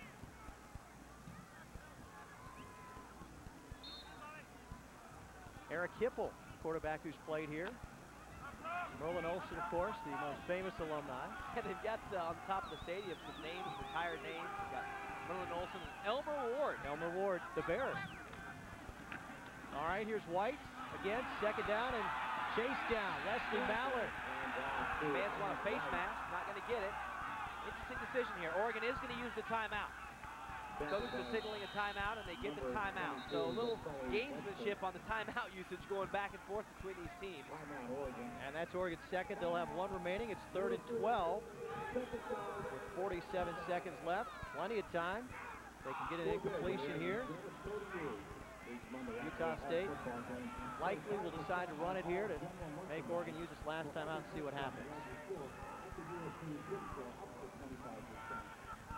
So Mike Pilati has to be feeling a little bit better about things. He's 18-2 all-time non-conference. Those 2 losses on the road at Wisconsin, at Michigan State. So Oregon used to winning its non-conference games. And now that they have the lead heading into the break, or so it appears, see if they can come out and start to open things up a little bit in the second half. No trouble moving the ball, really, except for the beginning part of the game when they didn't convert on 3rd down, and that's really been the only thing, Mark. Yardage-wise, doing just fine, opening it up in the second quarter, getting the ball down the field just fine. Some key 3rd downs, though, that's the reason this is only 14-7. And talk about a key 3rd down. Utah State has not converted one tonight, 0 for 4 in this ball game. And I'd be surprised if they get this one. Vic Dennehy, Montana guy, grew up in Butte, Montana, and coached at some schools there, some smaller schools, before going to Montana as the offensive coordinator and then as the head coach. And they had good teams, of course, at Montana when he was there. And his first game at Montana beat Oregon State in Corvallis back in '96. Here's White on the carry. Prater tackled after a very short gain, and another timeout for Oregon. And 40 seconds left, so a little time to work with. Of course, the punter for Utah State, one of the best in the country, Steve Mullins, a freshman All-American a couple years ago. This is a good example, though, Mark, of that timeout that Utah State used earlier at the end of the Oregon possession. If they had to use that timeout, the clock is running out right now, and we're in halftime, 14-7. So maybe a coaching mistake on that side of the ball. Usually coaches don't like to use timeouts if they're going to get the ball inside their 20 or 25-yard line. But they did, and it's advantageous to Oregon. We'll see if they can take advantage of it. All right, coming up at halftime, a feature on Len Casanova, the legendary Oregon coach, celebrating the 50th anniversary of his first Oregon win this weekend. Of course, the Pac-10 scoreboard, some interesting games going on in the conference tonight, and of course some first half highlights, and most of those coming in the second quarter. All that coming up at halftime, so stick around.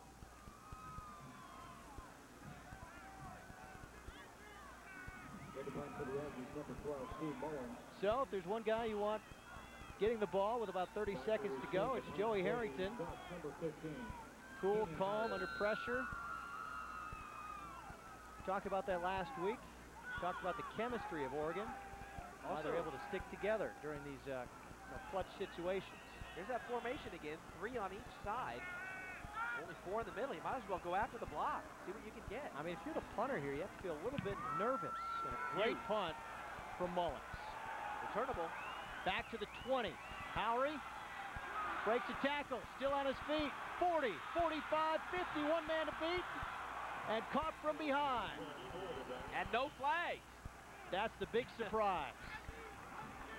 Pretty return from Keenan Howery. And the punter slowed him up. Otherwise, he might have gone the distance. And Howery's shaken up a little bit. Got that helmet thing where your chin strap comes up over your nose. I mean, you talk about your key returns. He's got the wind knocked out of him. 24 seconds on the clock, and Oregon will start it at the 44-yard line, Utah State. No timeouts, Mark, but realistically, you've got 4 plays to get yourself in range if you can get the ball out of bounds. And Paris Warren in the ball game. He threw a little option pass a couple games ago. And Harrington looking the other way. That's Parker trying to get out of bounds. And a great job of breaking the initial tackle and stepping out of bounds. Great play for Sammy Parker. Now I think you want to take a shot at the end zone. You've got yourself in field goal range. You're at the 29-yard line, so you're set up for a 46-yard field goal. At elevation, that's like a 36-yard field goal, so you might as well take a shot at the end zone and see if you can make them pay for their mistakes. And I'm quite confident you could get it there from 46 here. I probably could. I get my old square toe out. Go straight at it. Mark Mosley action. All right. 17 seconds left at the 29. Harrington will go deep. Parker overthrown. Took a shot at it. Joey knows that he was there. Looked like the defender slipped down and Parker was all by himself. Still got 11 seconds though, Mark. You might as well do it again. Give it one more shot and then bring the kicker in to see if you can get the 3 on the board. Plenty of time for another shot, obviously. Need to make sure that the ball does not end up on the ground fumble-wise or player-wise. Need to get the ball away and throw it through the end zone if you don't see anybody. And Harrington's smart enough to know that. Freshman Keith Allen. Watch it. Wide to the far side. Great protection. And he's going for Allen right on the sideline and a little bit hot. Maybe a good thing. Don't know if he would have gotten out of bounds. So 4 seconds left. And on comes Jared Siegel. Yeah, it's better than he dropped it, Mark. He gets tackled down inside the sideline there, and the Faulkner ran out. It's better than he dropped it. Surprised he didn't maybe take a shot. Joey looked off the receiver that went deep and thought he would get a little closer for the field goal try. And Siegel, a very powerful leg. Freshman, of course, hit the 32-yarder last week. Had to have his heart in his throat at that point. Not nearly as much pressure here. Just trying to get some extra points heading into the break. Got the distance. And it is through. And Jared Siegel tacks on a 46-yard field goal as time runs out. And Oregon will take a 10-point lead into the locker room, scoring the last 17 points of this game. Tell you what, a big return by Keenan Howery, big catch by Sammy Parker, and the kick by Siegel, and just like that, Ducks up by 10. Back with halftime festivities after this. If you'll please direct your attention. Part by Emporium, your family department store where shopping never felt better. And by American. Over in the second quarter, really started to put some yards up there. We need to get over that 150 mark. They're at 118 now. Maurice Morris really leading the way. Maurice Morris with 110 of those. So Maurice Morris really playing well right now over the 100-yard mark. And need to get over 150. They're on their way. Joey Harrington looking pretty good. 142 through the air, throwing the ball with a purpose. Last week, some of the balls got away a little bit, a little loose. Tonight, he's throwing the ball tight. And coming up with some big plays as well. 260 is a good number for the first half, a very good number. 13 first downs, that's another huge number. But again, some crucial third downs, the only reason this game is still a 10-point game. And how about the time of possession? Almost double for Oregon. Our halftime statistics have been brought to you by Budweiser. Brewery Fresh Taste Guarantee. Let's take a look around the Pac-10 now. Weimar halftime scoreboard by Weimar. We'll have halftime highlights when we return to Logan, Utah. Here with some things to cheer about. Not the greatest seats in the world, though. No, they're up there, but they made a trip. There are some folks. We saw him earlier today. A gentleman named Bobby O'Hennessy who got together with his friends and got in the truck and said, we're going. And they road tripped it. Time now for our halftime highlights. Brought to you by Uleno Credit. 40-point mark this year, and the last time that happened after the first 3 games was back in '95. Again, the competition a little tougher than it was in the last few years, but still, Oregon fans used to seeing a lot of points on the scoreboard.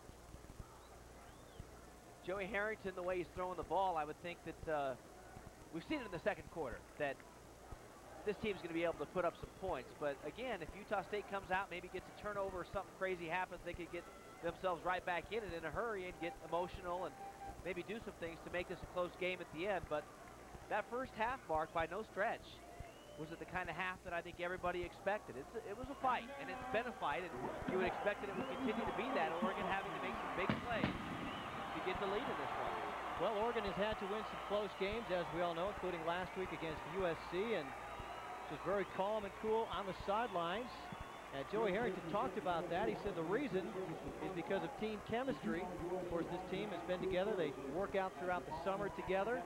A lot of guys stick around Eugene all summer long, and that helps to create that chemistry, and that also helps them to pull out close games like last week against USC. Let's see what Joey Harrington said about that. You're out of energy, you're shot. Where we have the advantage is we are such a close team, and we do the summer work, and we spend that time bonding so that when we get out there and we're extremely tired, nothing left in the energy tanks, you know that I can turn to the guy next to me and count on him to have my back. We get into those later games, and some of the teams, we just start picking at each other. We start moving the ball at the end of the game. They start picking. The DBs are screaming at the backers, and the D-line's not getting enough press. Everybody starts picking at each other. We don't do that. We pull together, and we pull games out. And Joey Harrington's Heisman campaign continues. 12 of 18, 142, and the touchdown in the first half. Very efficient, getting the job done. One thing that's gone overlooked a little bit this year, Joey, last year was around the 53, 54% completion. They wanted to bring it up, and he's up into the 65 range now after his performance in the first half, so that's huge for this offense. It's just a matter of, again, getting the third downs, but his percentage is up, and he's doing the right things, and I would think around the country when it comes to the Heisman campaign and all of that, he's doing just fine. Some guys are falling by the wayside. It's hard right now to think of Ken Simonton as a legitimate candidate anymore for the Heisman Trophy. Some other guys around the country maybe are stepping up, like Deshaun Foster. But Joey Harrington's kind of the even keel. He's kind of been there every week. He's doing what he needs to do to stay in the picture. So it's kind of an attrition thing. You stay in it, you got a shot to get invited to New York at the end of the year. Well, let's face it, the games late in the season are the most important anyway. That's the one all the voters remember. Those are the ones. So as long as your team keeps winning, you keep yourself in it. All right, deep kick from Siegel. And Utah State will bring it out. And a good return across the 25. Roger Fernandez, freshman out there on the return. And Utah State will start the ball at the 26-yard line. And really important for them to put something together here, get themselves back into this one. Fuentes, 8 of 16 in the first half, 140 yards and the touchdown, also the interception though. A lot of these players like Fuentes, not highly recruited by really any team in the Pac-10 or the Mountain West, and decided to come here. He's out of Rancho Cucamonga, California. Threw the ball a lot in high school. And complete on first down to Curtis, breaks the tackle, gets the first down. Finally brought down by Rashad Bowman. Mark, there's a player that can play for anybody, anywhere. We've seen it. He's got speed. He's got durability. Great hands. Great routes. Does all the things disciplined. Tell you what, wouldn't every coach in the country like to have a guy like this walk on? I mean, how did that happen? How did they miss him? Sometimes they slip through the cracks, they say. Jason Willis is a walk-on. Look how great he's done for us. And he's a Utah kid as well. Curtis, out of South Jordan, Utah. Even more reason for the fans here to love this guy. On first down, Emmett White dropped the ball, and Emmett White has been quiet. 1 catch, 30 yards rushing so far for White. He averages 154 yards on the ground, so Oregon defense doing a great job on him so far. Normally very good out of the backfield, or when he's split out catching the ball, averages 5 catches a game, and that's one thing the NFL scouts really like about him, is that he can catch the ball. He'd probably be a great third down back in the NFL, but off a little bit tonight. 2nd and 10 from their own 39. There's the pitch to White and some running room. Great one-arm tackle there. David Moretti playing with that big old cast on the right hand, the broken thumb. Broke it in week 1 against Wisconsin. Played out the rest of the game. Actually, remember the blocked field goal. Moretti caught it basically with one hand and tried to run the ball with the broken thumb. So tough guy there. Probably the most personable guy on that team. Very Kevin well Mitchell, a lot of them. He's just fun to be around, funny, nice. But intense on the field for sure. Big third down for Utah State. Fuentes has his man. And it's Gary Coleman into Oregon territory, gang tackled at about the 40. And Gary Coleman. Talked about him earlier. That's what he's talking about, Willis. Wide open on that play. Oregon in a zone defense on the long yardage situation, and they find the seam. Quintus puts it on the mark, and they are driving, and they're getting exactly what McDennehy wanted them to get. A few first downs. Gary Coleman. Coleman, originally from Miami, then went to Pasadena Junior College, and now here. So he's made the tour of the country. You know, he's heard every joke in the book. You kind of feel bad for him a little bit. He is a lot taller than the other Gary Coleman. Good pressure there. Seth McEwen causing Fuentes to throw it away. Seth, though, little something on his hand, or injury working with. Holding a little gingerly there. He'll come out off. game too.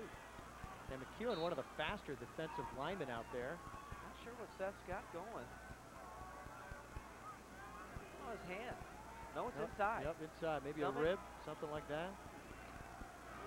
Big loss. Seth McEwen's been playing good football for the Ducks. And already the Ducks without a couple of offensive players for this half. Most likely Allen Amundsen tweaked his ankle. He's questionable to return. Jason Willis, we saw the hard landing he took. He is also questionable to return.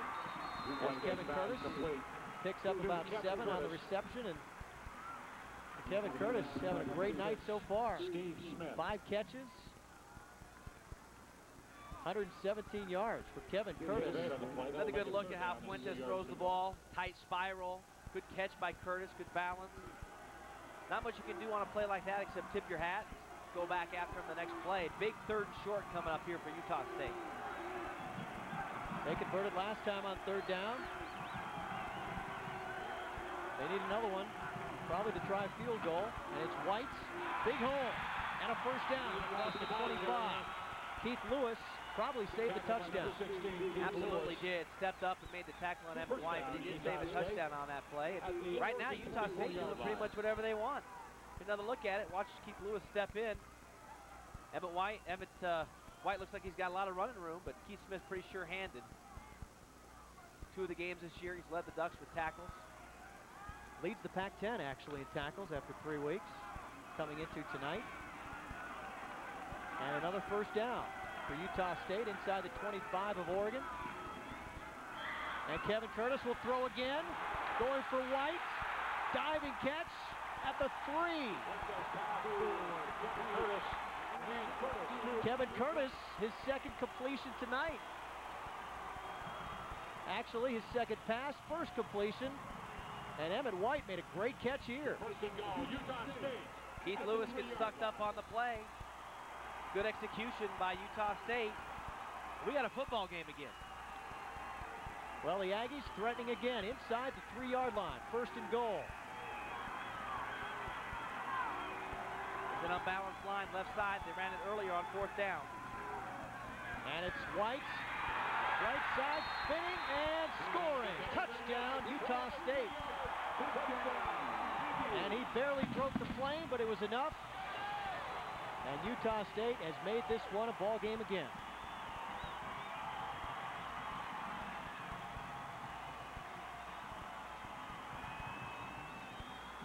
They just took it right down the field. That's got to be very concerning for Mike Bellotti to see his defense give up a drive like that to start the second half. Especially when they went into the halftime break with so much momentum on the 46-yard field goal to take a 10-point lead. And now it's back down to 3 as Kidman nails the extra point. Emmett White scoring his 5th touchdown of the season. And Utah State pulls within a field goal. 17-14. We've got a game. Stick around.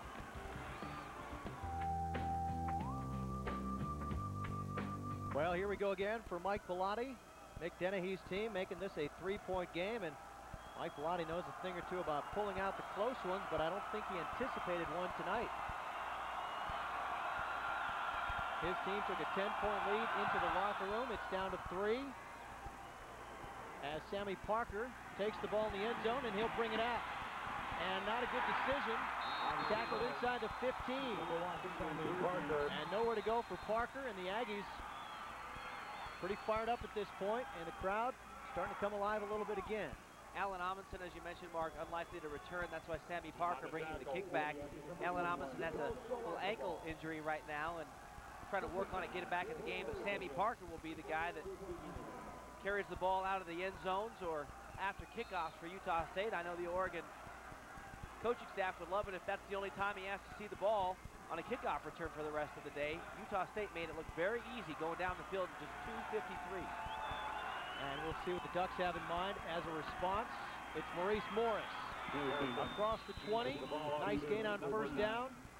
And over the 100-yard mark, Maurice Morris' 17th carry of the night. And a very nice night. There you see it, Mark. 9 plays and 74 yards. Really made it look pretty easy. Less than 3 minutes. Mixed up the run, the pass. They went deep, a little trick play, quick outs. Gave the ball to Emmett White a little bit. Right into the end zone, and they're right back in it here. And Oregon, sweat time again. Well, with the offensive weapons the Aggies have, it's not that surprising that they would score some points, but I think we thought Oregon would have a few more at this point. As again, the tackle by Estelle coming up to take down Maurice Morris for a loss. And another third down coming up for Oregon. And important to keep the momentum here, or to keep the momentum from going completely the other way. Nowhere to go for first down. Just runs right into the tackler, nowhere to go. Coming to the short side. Running out of real estate. Estelle and the Utah State defense playing with great emotion now. The crowd on their feet. Oregon just 2 of 7, and another big third down coming up. And another short pass, little wide receiver screen, and a big one. Keith Allen. Just about to the 40, looked like for a minute that could have been almost a game breaker. But a nice play again by Mark Estelle. Saved the touchdown and possibly a big game. Now to look at it, you'll see if Keith Allen has an opportunity to take it to the outside, to the sideline, to his left, our right here, but he decides to take it up the field, and good game, good decision. Maybe cut back right there. Would have had one guy to beat. Going that way, you've got 2 guys to beat, and he gets it, but it's a big third down conversion for the Ducks. And only his 2nd career catch, so he's learning. Harrington over the middle, complete again. And a great job of hanging on, and that's Keith Allen again. His 3rd career catch and another first down. I'll tell you what, he's got 3 catches all for first downs. It's a pretty good ratio. And pressed into action, as we mentioned, Jason Willis, also on the sidelines. Took that very hard landing in the first half after a catch, and it doesn't look like he will return either. Here we go again, the respond drive. Trying to respond to a Utah State touchdown. Joey up to 186 now. At the 38, it's Ontario Smith. Cuts it inside, got about 2. Utah State doing a good job pursuing the ball to the outside. Might be a pretty good opportunity for a reverse, some misdirection, maybe the old belly toss play that comes in again where you pitch it back to the back. he goes the other way. But Utah State very concerned about pursuit right now, especially since Oregon's been able to beat them to that side of the field. And Oregon might be setting something up pretty special here. And Oregon has used the reverse plenty of times this season with pretty good overall success. On 2nd and 8. There's the belly toss. Belly toss to Smith. Good block by Allen. And Ontario has the first down. Down about the 25, and that's what we're talking about. Nice block out there by the freshman. They start pursuing the ball like that, and that's what you do to them. You mix them up a little bit, you send the flow one way, and the ball goes the other. That's why that play is so effective, because the line blocking is such that they're going to the right. The only person going to the left is the running back. You see it right there. You've got one blocker out there, the wide receiver. Keith Allen gets a good block, and you just try to get as many yards as you can. It's been a successful play for Oregon, and the rest of college football has seen that play and copied it and put it into their offensive scheme. Tell you what, that play last year went for big gains more often than not. Teams are starting to figure it out a little bit, but still work that time. Harrington will throw. Far side, Justin Peele, wide open, touchdown! Justin Peele, his 5th touchdown of the season, and Oregon is back in command. What a great throw by Harrington, who lays it perfectly in for Justin Peele. Guy knows how to score touchdowns, doesn't he? And he gets open. Great job stepping up in the pocket by Harrington, feeling a little pressure on the outside and delivering the ball. And Joey Harrington is sharp tonight. Very sharp. Right down the field, Harrington takes him. My goodness. I mean, you mentioned him throwing the ball with purpose and very firmly. That one was just feathery light. Just like you said, laid it right in his hands. He had no choice but to catch it. And he did, and Oregon a chance to push the lead back to 10. And they do. Siegel is perfect. Made all 4 of his kicks tonight. And Oregon's lead is back to 10, 24-14. Another response for the Oregon offense. Harrington to Justin Peele, their 5th touchdown connection this season. And the Ducks have a 10-point lead. Yeah, great job by Joey Harrington as he drops back. And you'll see Justin Peele out here. He's just going to release on the outside. But the key is the blocking scheme that you'll see here. We're going to freeze it for you so you can take a look what Oregon does on the blocking scheme. The offensive lineman just going to seal off this side, and then the 2 running backs like to shut him down. They step up and take the front side. You clear it out. Joey steps up. Great pass to the end zone, and it's a touchdown for the Ducks, and they've got a 10-point lead. And what a gorgeous throw. And Peele scores for the 5th time this season. He leads this team in touchdowns, and a very good response again for Oregon, 86 yards. Carl's junior scoring drive, 7 plays. 3 minutes and 23 seconds, and that's the offense that everybody's been waiting to see.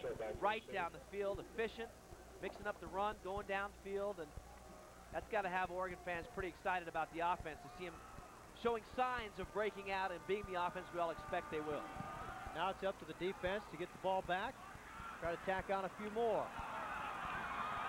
And here goes Fernandez again, up and over and down inside the 20. Good kick coverage that time. Looked like Paris Warren on the tackle. Not an easy place to play here, Mark. Oregon State came here 2 years ago in '98 to play a Utah State team very similar. They got away with a 20-16 victory. But remember, that was the year that Oregon State beat Oregon in Corvallis in '98, the overtime game. And so they're capable of giving people good games and mixing up the offense. As you see, they'll go 4 wideouts again. Normally put one of these guys in motion, not this time. Well, we talked about maintaining intensity. And Kevin Curtis has another catch and another first down. Important for Oregon to maintain the intensity here. Really keep pouring it on and not let Utah State hang around in this one.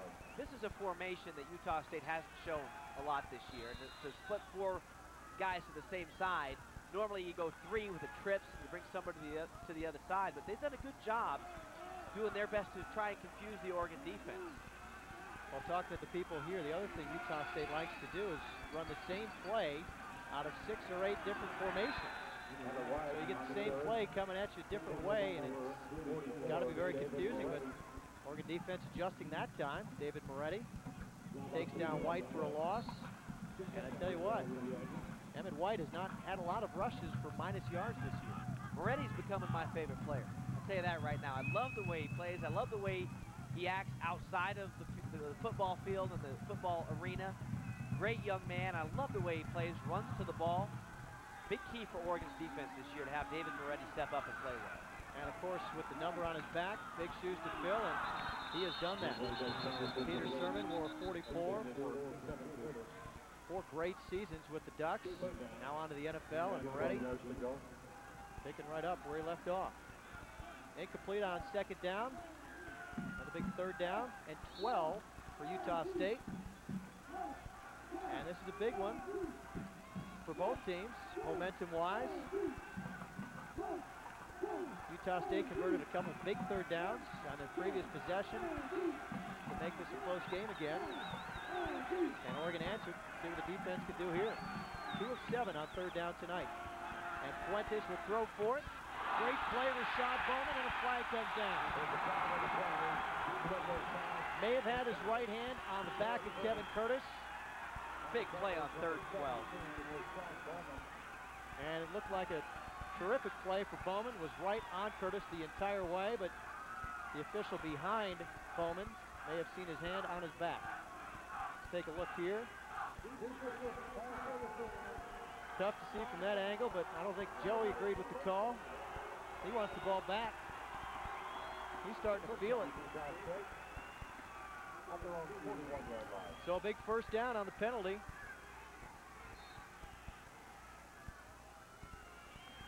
At their own 41.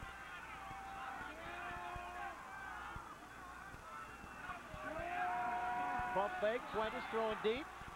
Bowman is there, and the ball's overthrown. And a little few words for the Utah State bench from Rashad Bowman, who's been known to say a few things here and there. Of course, he had his wisdom teeth pulled a couple weeks ago, and wasn't able to talk going into the USC game, kind of a concern. But he's healed up and got the jaw moving again.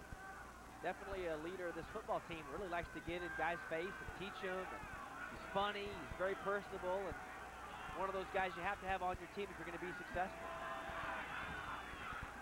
All right, 2nd and 10, and Fuentes changing up the play. Looking near side and throws. In and out of the hands of Emmett White. That was a touchdown. My gosh, that would have been a big gainer for certain. Emmett White had a couple of steps on Wesley Mallard. That's about his 4th drop of the night. Unlike Emmett White, it's very fortunate for Oregon that he just can't get a handle right now. You'll see as he comes through the middle, out of this formation again. They've run this play a few times tonight, but there's nobody there between Emmett White and the end zone. May have started looking at the end zone before he caught the ball, and Emmett White, the 2nd leading receiver on this team last year. A lot more drops than catches tonight. Another big third down. Not a lot of pressure on Fuentes. See if Oregon maybe brings a blitz. Bring something, get the pressure on the quarterback. Gonna rush 4. And Fuentes has Stallworth.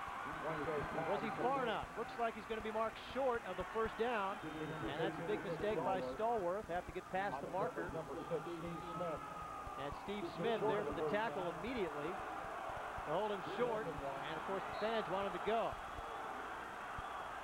Smith able to recover. I'll tell you what, Stallworth is 2 steps further. He's probably got the first down. So Utah State coming with a late substitution, just 10 on the play clock right now, so they have to hurry. They're 5 of 6 on 4th downs this year, and this is a big one. 4th and about a yard. And the pitch to White, and met by Kevin Mitchell. Giving him a pretty good spot. It's going to be very close. Looks to me like he's got it from here. Mitchell laid down the hammer, but not before White. Very close to the first down. They're going to bring out the chains to measure. Kevin Mitchell, talk about intense. Had to get just inside the 49, and that's about where he is. I think if the chains are right on the side, if the marker's right, they probably have it by about half the football length.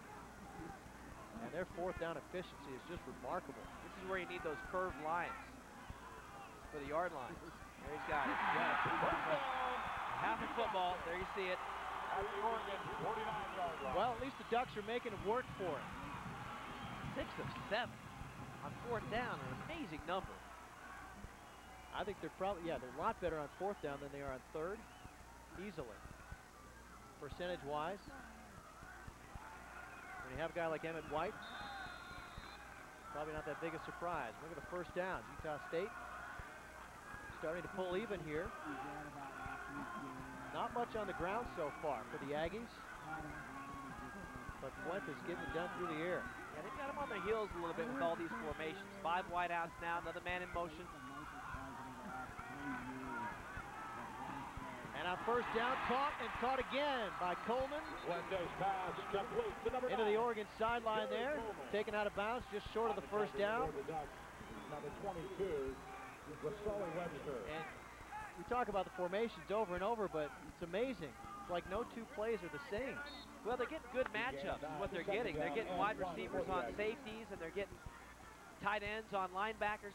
They're maximizing what they're doing offensively to get the matchups they want, and they're taking advantage of it. You got to give them credit. But Oregon, again, without AK Keys this week, you've got new guys in the game. Stevie Moore's played a little bit. You're asking some new guys to do some things they haven't done, and Utah State's moving the ball. And here was the play that scored the touchdown earlier, and Wesley Mallard sniffed it out. For the first down. Quick throw to Curtis, got the first down. Wesley Mallard. First down. So Wesley Utah Mallard State. saw that one coming, and just tough to recognize what's going on out there. I'm sure very tough for the Oregon defenders to really get a feel Oregon for what's coming at 37 them. line. And Fuentes doing a great job. He's now thrown for 200 yards 9 straight games. Ducks are playing a lot of zone because of the 5 wideouts, playing with a lot of cushion, as you can see there. The plan to keep them in front of you, allow them a 3 or 4 yard catch. Don't let them get behind you. But Utah State doing a good job maximizing it. Going deep here. Deep drop for Fuentes, deep throw, wide open, and caught. Casey Papinga, tight end. 81, Casey Papinga. And a good throw in between the linebackers and the safeties for Jose Fuentes, right on the money. And a big gain down to the 15-yard line. At the Oregon 15-yard The tight end gets out there, gets free, does a good job, and Keith Lewis comes up for the tackle. But Mark, really, this is put up or shut up time, really. They've driven the ball down. Both times they've had the ball this half. The Oregon defense maybe needs to put some pressure and come and maybe take a few risks because they're just getting bled to death right now. Well, it's hard because it's a 3-step drop one play and then the 7-step the next play. And here they come, and there the ball goes into the end zone. Curtis, remarkable attempt at that one. Skied for the ball, got a hand on it, just about brought it down. Probably would have been out of bounds, but probably would have made the highlight reel somewhere. Bowman in great position on the play. If it was underthrown at all, it would have been an interception. And it was a good pass by Fuentes to put it only where his player could catch it. Curtis had a chance at it, couldn't pull it down. But big series again, Mark. I'd like to see Oregon maybe come on the outside, try to get some pressure on Fuentes. One of their few times where they bring 2 running backs into the backfield. On 2nd and 10, it's White on the pitch, and a big hole. Up the middle, got about 8 inside the 10-yard line. Tackled by number 43. And Emmett White certainly has a burst. Right through the hole there. And a 3rd and short coming up. They'd love for the Oregon offense to get the ball. It's just tick-tock, tick-tock. 4:11 to go in the 3rd quarter. The game goes so fast when they put together these long drives, and you don't get the opportunity to get your offense out there. Offense is flicking so easily right now. And you know Harrington is getting itchy. You feel like if they could stop him one time, they just put the game away. 3rd and short. Fuentes will throw it. Complete touchdown. Gary Coleman.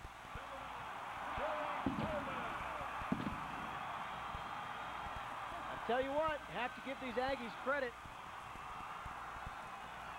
Oregon responds, and they come right back down the field and have a response of their own. And Gary Coleman pretty wide open on the slant play. It looks like he's the 2nd guy in there, and a little pick play, and it works. And instead of switching, looked like Keith Lewis tried to get over there. Nowhere near in time. And the extra point, straight through the uprights. There goes the cannon. And we've got another close one here again. Oregon has the lead, 24-21, as the Aggies sticking around in this one. You should too. We'll be back. All our kids are full. This crowd coming to life now. They can sense it. They know they're playing the 6th-ranked team in the country. 83 yards on the scoring drive, brought to you by Carl's Jr. 13 plays, and Ontario Smith take that one out of the end zone. And the Ducks will take over on their 20-yard line. And 3 very impressive drives in this third quarter. Utah State started with the ball, marched down the field. They scored. Oregon got the ball. They scored. And back and forth we go here.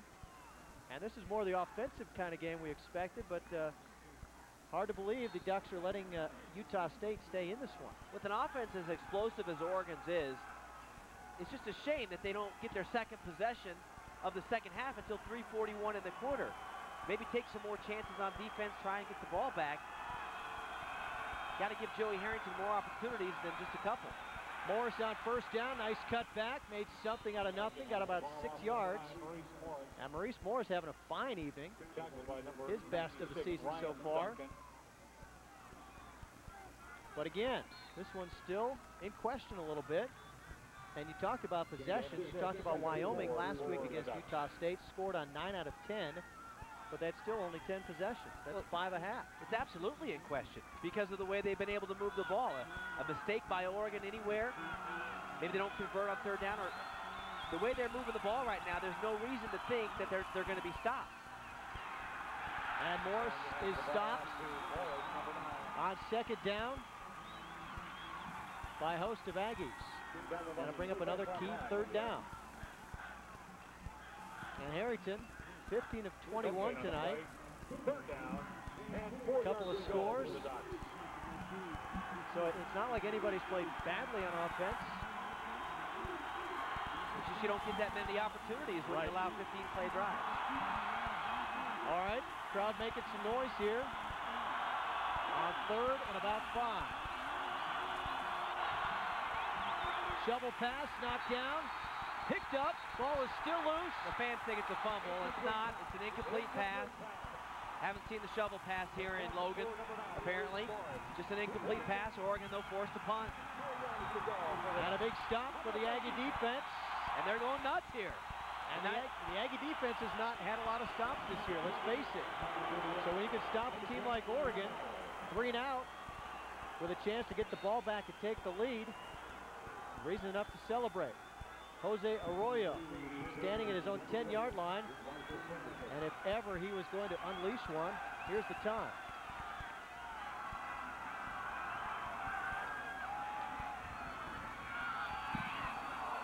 Not a very good kick. Off the side of his foot. And it'll roll dead at about the 43-yard line of Utah State. Good field position for the Aggies as they take over. Down by 3, just over 2 minutes left in this third quarter.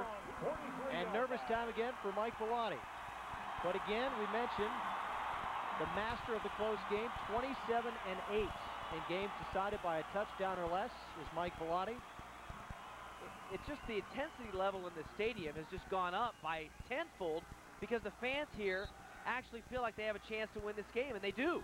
And now you got to battle that too. You got to battle the intensity. You got to battle the emotion, the opportunity that they feel, and the defense really needs to come up with a big stop right here.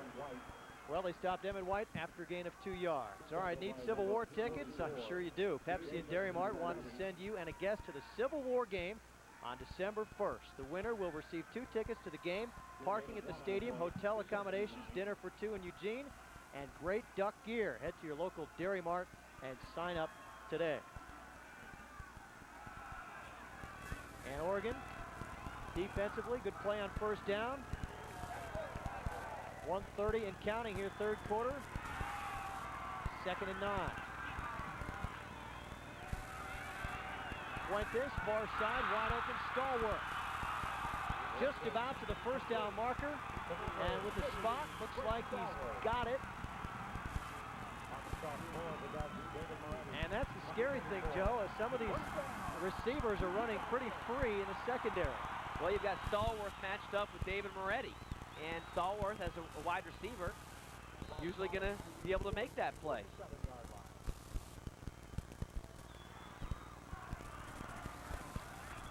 Well, another first down in inside Oregon territory as we go under a minute in the third quarter. Fans are already starting the overrated cheer. Which I've never understood, because you want to know that your team beat the 6th-ranked team in the country. You don't want to think that Oregon was overrated. You want to think your team was that good.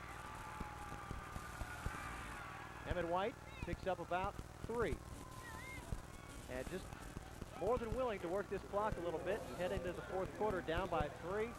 Exactly where the Aggies wanted to be. Oregon's had 2 10-point leads in this quarter, but unable to come up with stops at all, of any kind. Well, somebody on defense has got to make a big play. A real turning point kind of play. As we head into the final play, which could be of the third quarter. Complete pass to Curtis. Great play, Rashad Bowman. Quick tackle and a short gain. But that'll be it for the third quarter. And the Oregon Ducks with a very slim lead, 24-21, as we head into the final 15 minutes of play here in Logan, Utah. It's anybody's ball game. Stick around, we'll be back. 21, Oregon takes a 3-point lead into the fourth quarter, but the Aggies have the ball and they are driving. And Kevin Curtis, we talked about him in the open, Joe. Good play by Rashad Bowman to really set it up. Normally what Utah State's looking for is for Rashad Bowman to be playing a little bit loose here, because they're able to work their way inside. You see the receiver come up and try to get inside for the screen. Rashad does a good job staying right with him and taking him down. And he came in averaging almost 11 catches a game. He's got 8 catches for 135 yards for Kevin Curtis. As Utah State faces a big 3rd and 5 at the 42-yard line of Oregon. Third down, 5 yards to And go. they would need probably another 15 yards before they could try a field goal. Mark, really, this is the play of the game right here. The way they're moving the ball, and as badly as Oregon needs to stop. Here they come. Look like some movement. And Utah State could be backing up 5 yards.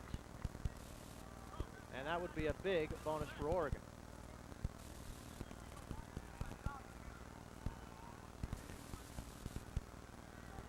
Prior to the snap, illegal snap by the offense, 5-yard penalty from the previous spot, 3rd down.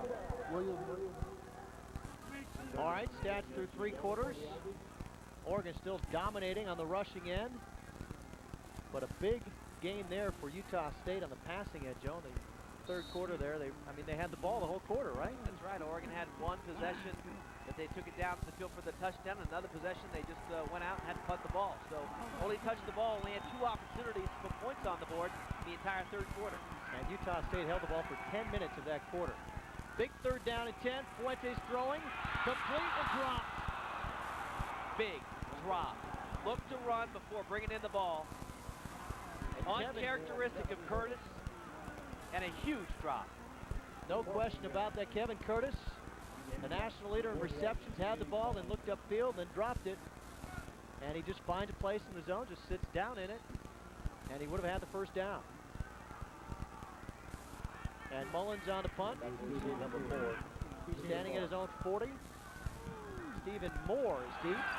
Mile high. Very high. And he'll let it go. And it bounces into the end zone.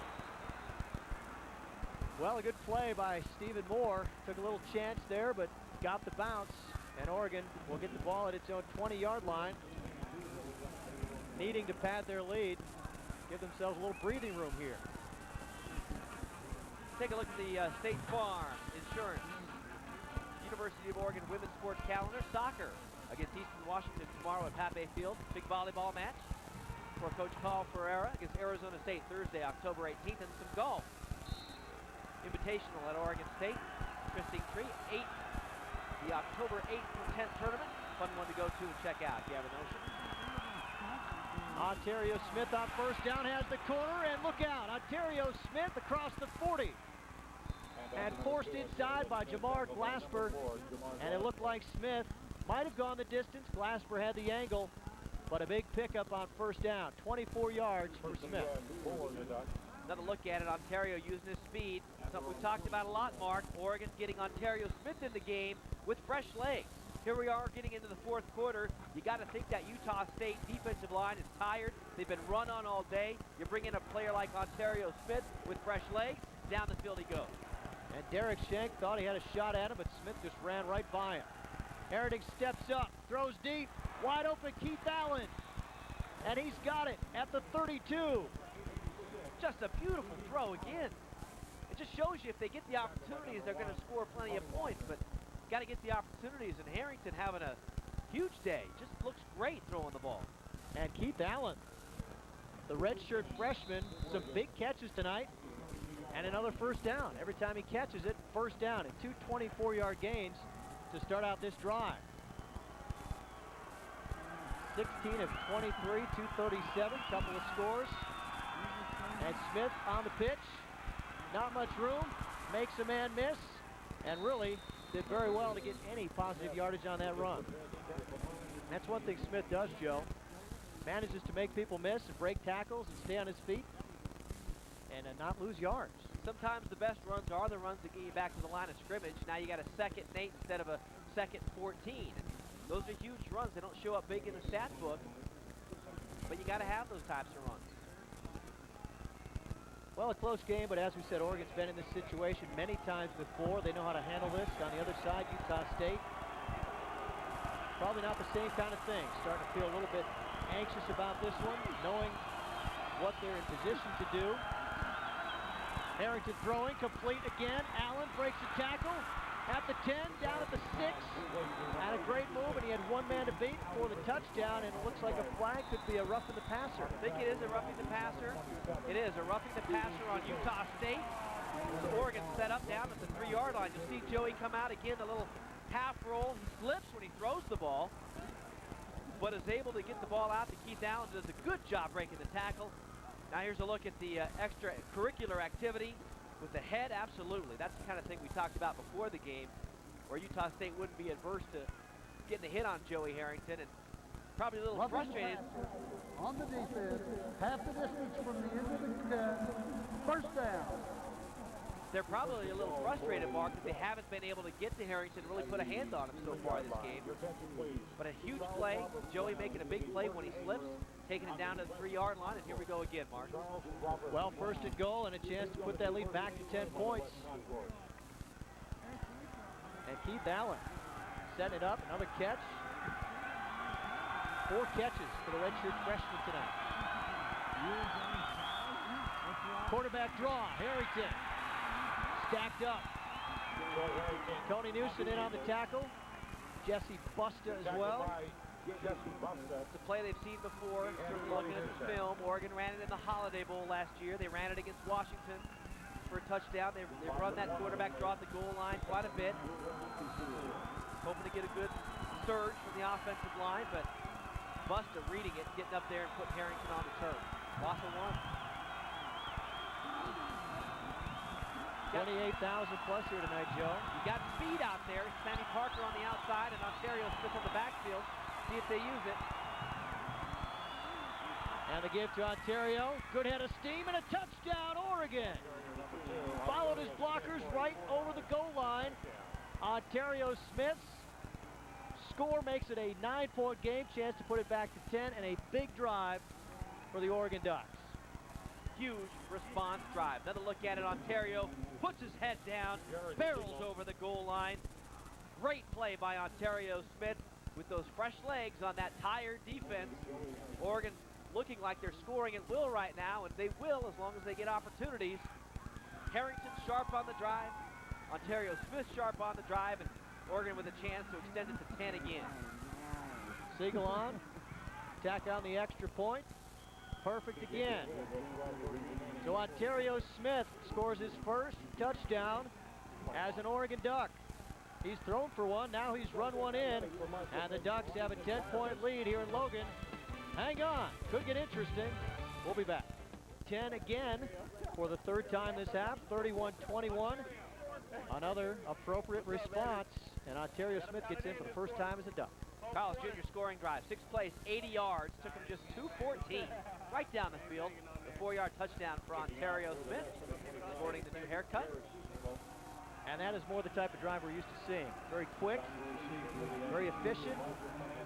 Every play gains yards just about, and into the end zone. And Joey Harrington sharp to Keith Allen. Keith Allen in the game. Keenan Howry right now out of the game with some bruised or sore ribs. Not sure if he's going to return, but that's why Keith Allen's in the game. Spin move, Fernandez across the 20 to the 23, and for whatever reason, Emmett White not returning kicks anymore for Utah State. Maybe trying to keep him a little bit more fresh for game action, and now a big challenge for the Oregon defense. And they have not been able to do it in this half, and that stopped the Utah State offense. One time, correction.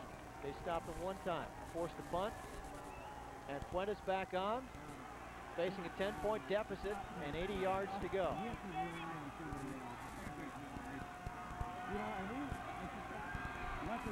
Good protection, good throw. Emmett White comes back for the ball and makes the catch.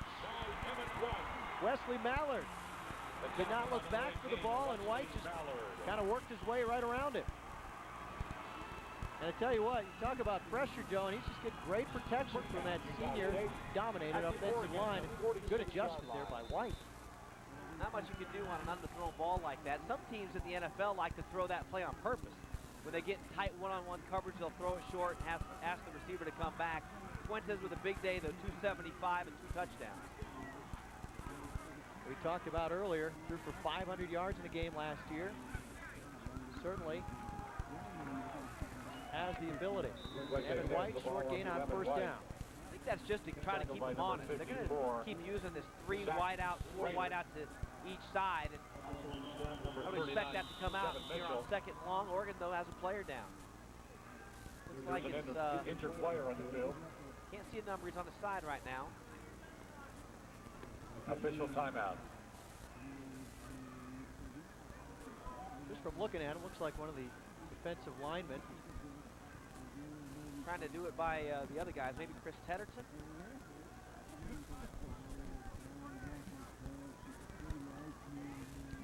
Well, the Ducks have, had some players go out with injuries in this game. Amundsen, Howry, and Willis on offense.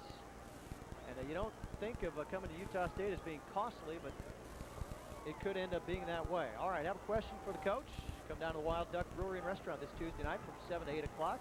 Join Jerry Allen and either Coach Pilati, and Coach Pilati, that is, to hear all the latest in Duck football. Come enjoy each Tuesday night special, enter to win tickets to the next home game, or even ask a question. If it's read on the air, we'll take home a prize.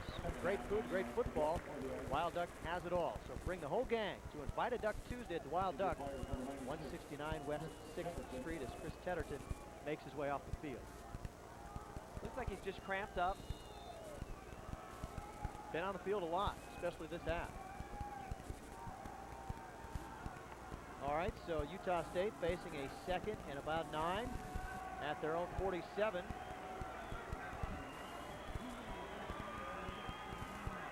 And one of the more normal formations we've seen tonight. Fuentes looking for Curtis, has him, short of the first down. Kevin Mitchell there to force another 3rd down try. And Curtis, 9 catches now, closing in on his average. Of course, Carson Palmer last week threw for over 400 on this Duck defense. And Fuentes putting up some numbers as well. Another big 3rd down. Duck defense needed another stop. And they're packing him in. It's White. Stopped initially, breaks the tackle, breaks another. And David Moretti hanging on, takes him down finally at the 35-yard line of Oregon. And a big first down pickup for Utah State. Well, they spent the night, Mark, just tricking the Oregon defense and running that 4 wideout. Now there's no tricks about it. They're just beating them at the line of scrimmage and running the ball up the gut. Emmett White picking his way. And we haven't had a chance to look at him yet, but the left tackle for Utah State is 6 foot 10 inches tall. So certainly a tall order whoever's lining up against him tonight. As Fuentes looking deep over the middle. And some contact. And I don't think that ball was catchable. But I think they're going to call Steve Smith for interference. Ball was really laid out there. And Smith and Curtis came together. And the flags came flying. Well, he definitely ran into him. The question is, could he have caught that ball? It's a move point now. Defensive pass interference on the defense. Spot foul. Automatic first down. Yeah, that's exactly what Mike Velotti's saying. That's not catchable. Ball's already over the head when Steve Smith makes contact, is what he's saying. It's already past him. It was 20 yards past him. There was no way anybody except for the drum major in the band was going to catch that one. Maybe the 6'10" lineman if he was down there.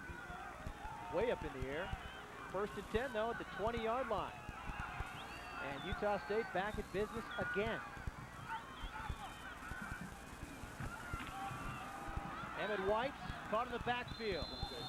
And hanging on is Garrett Graham. A nice tackle there. Like to see him go down on the first contact whenever possible. If you're an Oregon fan.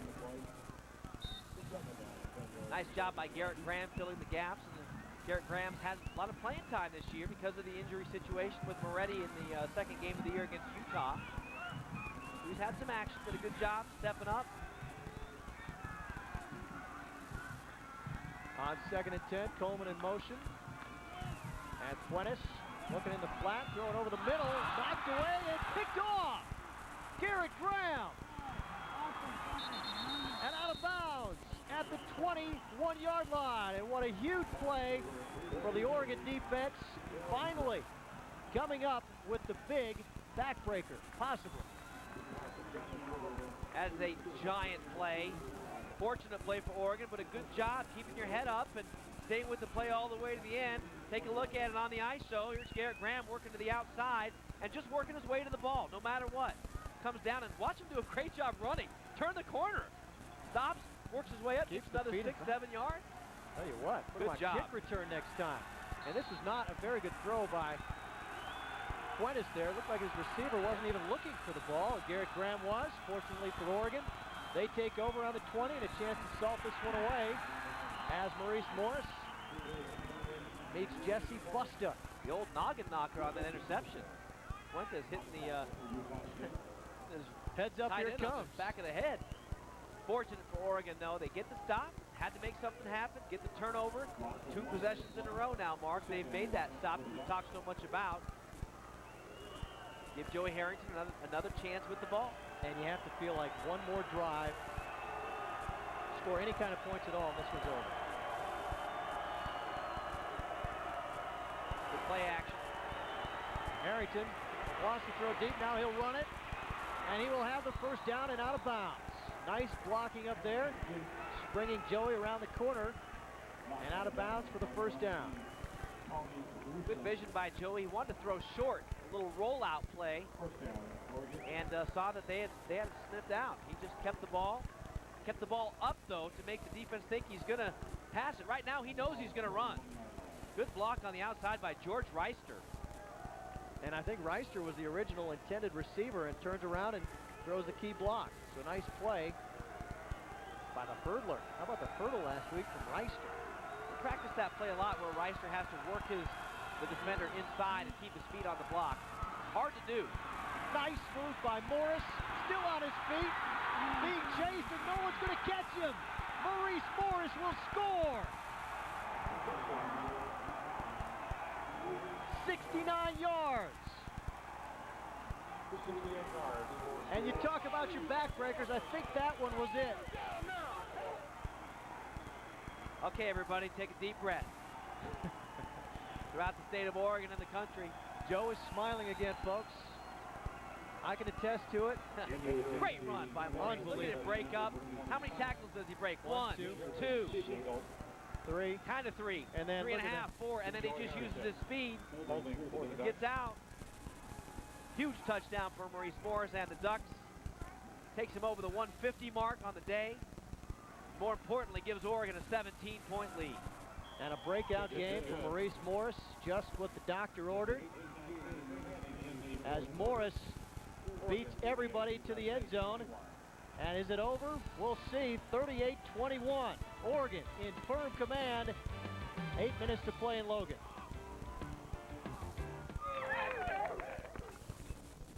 Leads it 38-21 after the 69-yard romp by Maurice Morris. 175 yards on the day, and there go the fans, Joe, and I don't know if they're coming back. Time to get your blankie and head on out. A lot of these fans, they were hoping for the upset. Still a lot of time to go, 8-19, but Oregon really needed this turnaround, needed this turnover as the noggin knocker. Ball comes up in the air, and Garrett Graham does a good job holding on to the ball and getting out of bounds right there after picking up a few yards, and that really sets up the touchdown. Maurice Morris breaking through the line, picking his way, great vision right there, and then turning on the jets. 5 guys right there. Nobody's going to catch him. Morris goes the distance. 175 yards rushing on the night for Maurice Morris. Well, that's the difference between the Pac-10 and Utah State. Probably would have been caught from behind in the Pac-10 with all the speed out there, but Maurice, once he got out there, pretty much in the clear. Good contingent of Oregon fans made the trip to Logan, Utah. They're not leaving yet. They've got 8 minutes to go here. Maybe some more points. Here comes Fernandez. Good head of steam. Out to about the 25, and look out now. Some extracurricular down there. College junior scoring drive, 3 plays, 79 yards. That's the kind of drive we're used to, 59 seconds. Quick strike. Doesn't take much, and as you look at Maurice Morris's night, it's big. Not bad, 175. Considering we haven't had a 100-yard rusher yet this year, Oregon hasn't. And now they do, in a big way. And Harrington also, a very nice night. And now the defense looking to close this one out.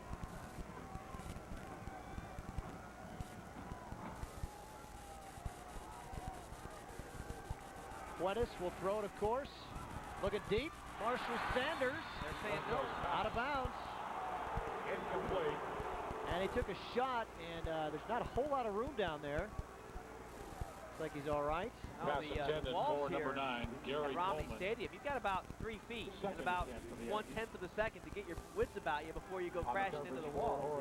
Not a cartoon. You don't crash into the wall and then get back up and play again. You crash in, it's a serious injury. And of course, the difference between going out on your own sideline and the other one is you don't get caught when you're on the other sideline. All right, 2nd and 10, 25. As we head toward the 8-minute mark of the 4th quarter here. And the Aggies need to strike quickly. And Fuentes, under some pressure, gets it off. Complete and out of bounds. Emmett White, nice throw, nice catch. And the Aggies not ready to fold up the tent just yet, although their fans are. That was a good job by Fuentes breaking contain on the rush by Seth McEwen on the outside. And he's certainly shown an ability to throw the ball and to move his team. He's got a good arm, pretty accurate. Good receivers. They're doing a lot on the outside to try to confuse the Oregon defense. They'll be throwing about every time all the way on out now, the last 8 minutes of the ball game. There's Curtis. There's Curtis again, and look out. Curtis across the 40. Taken down inside the 35 of Oregon. And Kevin Curtis has his 10th catch of the night. And a huge night for Curtis. You know, Mark, it's like playing football in the backyard. It's just throw and run. A lot of pad, a lot of cushion, playing soft, and you're just throwing it out there and saying, you're our best player. Why don't you go ahead and make a play on it? See how far down the field you can get.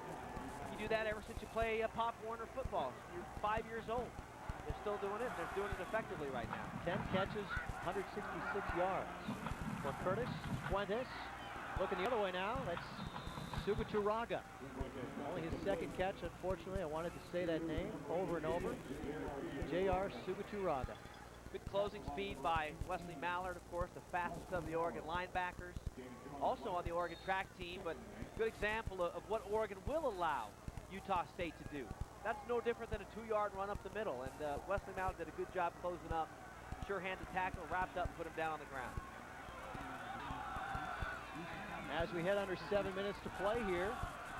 17-point deficit for the Aggies. Trying to narrow the gap a little bit. Fuentes looking for the touchdown right away. Stallworth is out there. Great coverage. Rashad Bowman had some contact, but they're going to let that one go. Both players fighting for position. You know, Mark, I'm not sure there's been a pass tonight where the fans and the receivers didn't think it was pass interference. Has there been one? If it's not caught, I guess that's what they're looking for. Bowman, excellent coverage with him stride for stride and really in better position to catch that one than Stallworth. Jim Thorpe Award candidate. How about Utah State being so effective with the formations on the outside, the 3 and 4, and then going away from it more to a traditional spread offense like you're seeing right here? Tough to figure, that's for sure. On a big third down, Fuentes under some pressure, gets it away. Stallworth, first down. At the 20 of Oregon, and here's where the tide turned just a few minutes ago. Utah State had a first down at the Oregon 20, down by 10. Garrett Graham picked it off. A couple plays later, Oregon had a 17-point lead, and here they are again. So this team not quitting. And I think if they were not 0-3, they'd probably feel good about this game, but can't feel good about going 0-4. One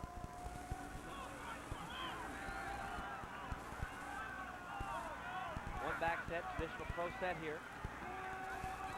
Fuentes looking at the end zone, and it is caught and intercepted by Steve Smith. History repeats itself. Two big interceptions here late in the fourth quarter, and what a great play by Steve Smith.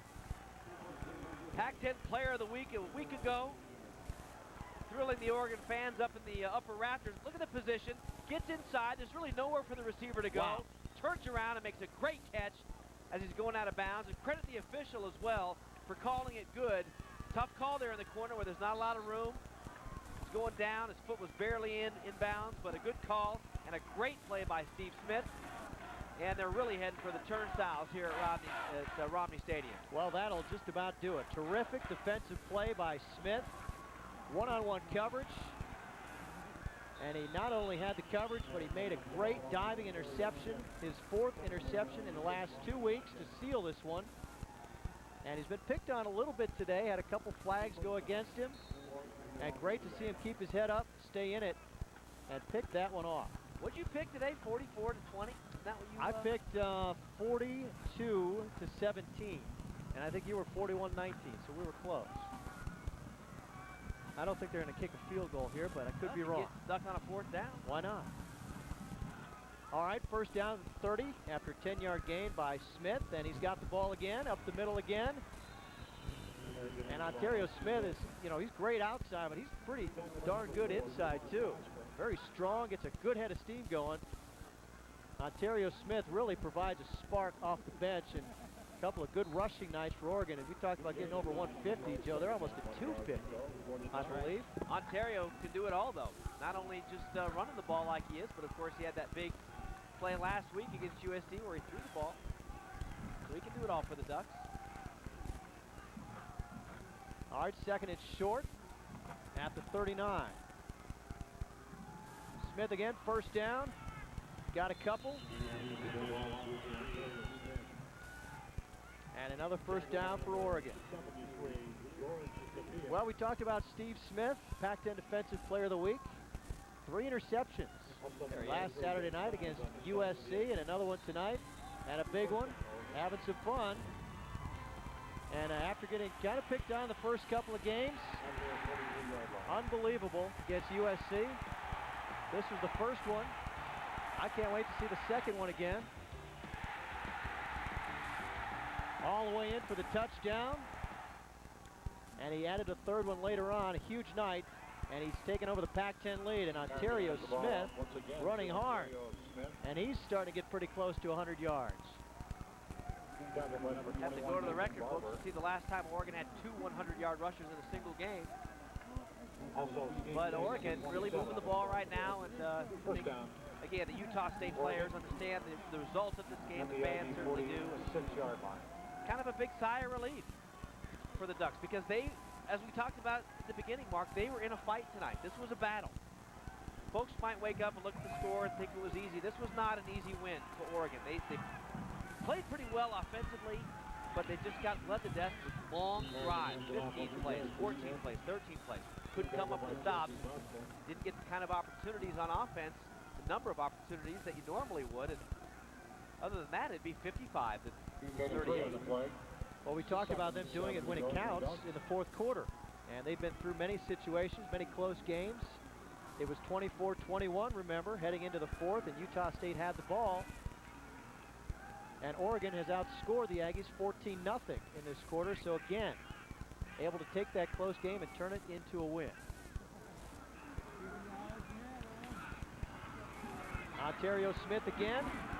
Fancy moves.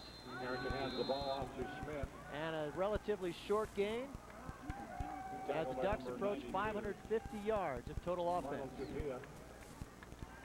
Certainly the offensive output they were looking for, closing in on that 40-point mark. 4 yards to go for the Ducks. With a little over 3 minutes to go. Well, I can tell you, Mark, the last time Oregon had 2 players rush for 100 yards in the same game was 94 against Cal. Ricky Whittle and Dino Filia did it, thanks to our crack statistician, Tim Roberts, bringing in those numbers. First time he's been called that. And they're approaching it right now. We'll update you on Ontario here in just a second as he gets another chance. And a big hole. And it looks like it's going to be close to the first down. I don't know if he got it. Looks like from the spot he is going to be just short. So Ontario, with that run, Mark, goes to 99 yards on the night. 1 more yard for Oregon to get 2 100-yard rushes in this game. Well, on 4th and inches here, Joe. Leave in there and run the ball again. Down and 1 yard to go. Matt Floberg in the ball game now at fullback. We've gone his direction a couple of times in 4th and short. Fans still here making a little noise. Usually see Harrington keep it on this play. He did for a touchdown earlier tonight, and he does again. Picks his spot, Harrington on the and got the first down. Needed to get across the 36-yard line, and that's where they are spotting the ball. Joey Forster signaling first down. Officially giving Ontario Smith 98 yards.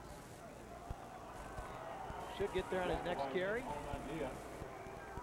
And they've given Oregon a terrible spot on the play. Wow. I don't know how you spot it there. He was about a yard forward on that, and they're going to measure. Like to see that run again. Maybe they say his knee touched or Mark, something. I think he's short. Well, from that spot he is. That's a terrible. It doesn't matter. It's 2:51 to go in the game. The only thing that is going to keep from happening is Ontario Smith getting over 100 yards. If in fact they are short. Yep. And they are short. Terrible spot. Yeah. Just terrible. It seemed like from where the side judge was originally standing that he had it. See if his knee goes down here. Well, the knee's down, but he's definitely across the yard mark. They spotted a complete yard back from where he is right there. That was interesting.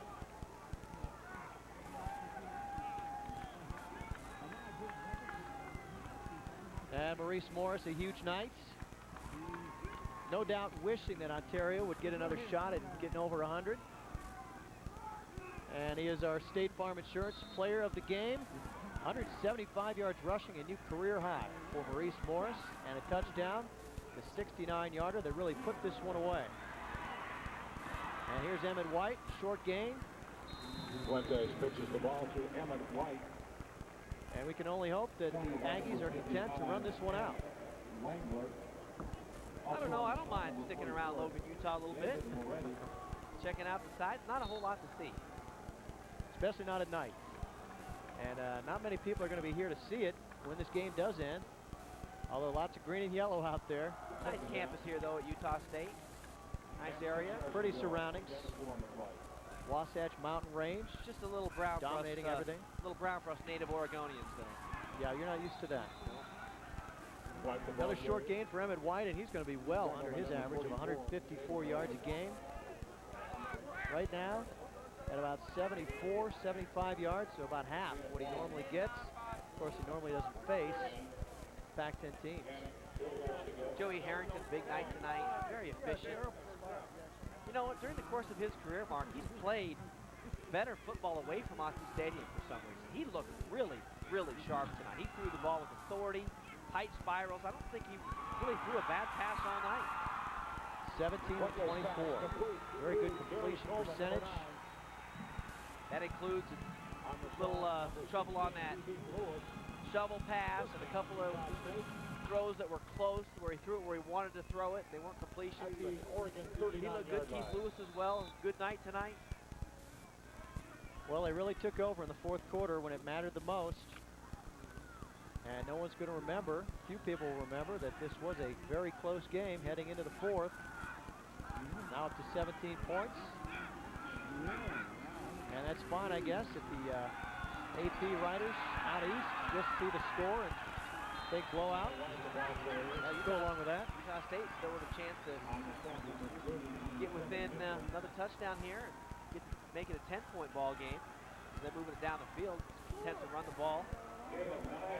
And under a minute to go. Aggies have it at the Oregon 30-yard line. Still calling plays out of the huddle. You know, Mark, In any hurry. I think the game really changed, though, when Utah State went away from what they were doing so effectively with their crazy formations that were really... Over the middle, caught and dropped, and another flag. Well, Kevin Curtis had it for a second, then dropped it in the end zone. And I think Steve Smith's going to be called again. Maybe a little tug on the back. We'll have to take a look here. There's just no contact there. I mean, it's pretty hard to cover somebody without touching them at all, isn't it? There's just no contact. Is there? I don't understand it myself.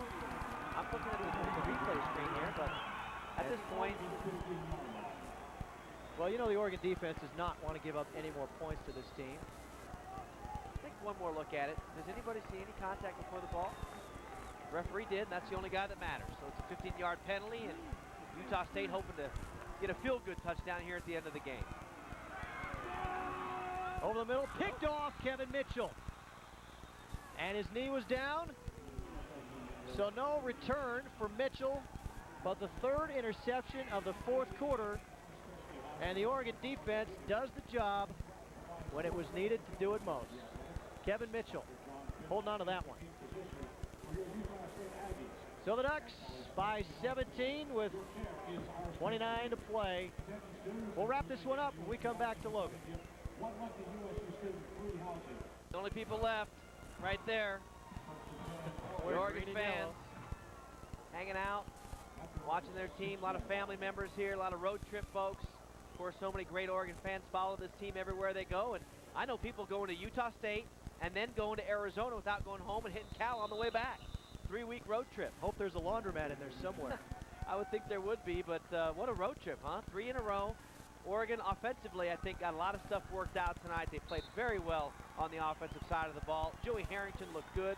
Utah State put up a good fight. I know they'll want to work on some of those wide-out formations and do a better job defensively next week against the Arizona Wildcats. Well, Mike Velotti's 75th game as the head coach at the University of Oregon, gets his 53rd win, and he is 4-0 this season. The Ducks win it 38-21.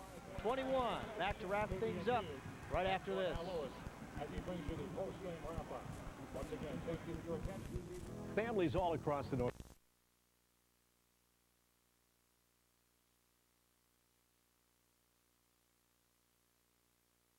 Pro Bowl the last 2 years.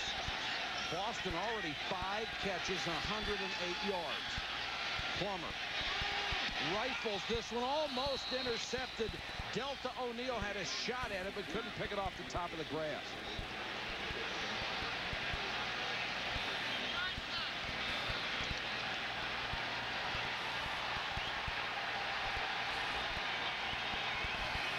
Quarterbacks often get in trouble when their ball club is behind. It's certainly been that way for Jake Plummer. Of the 81 he has thrown in his career, 61 have come when his ball club has been behind. And he said one of the problems he has had is trying to do too much himself. Well, they need him right now, down by 14.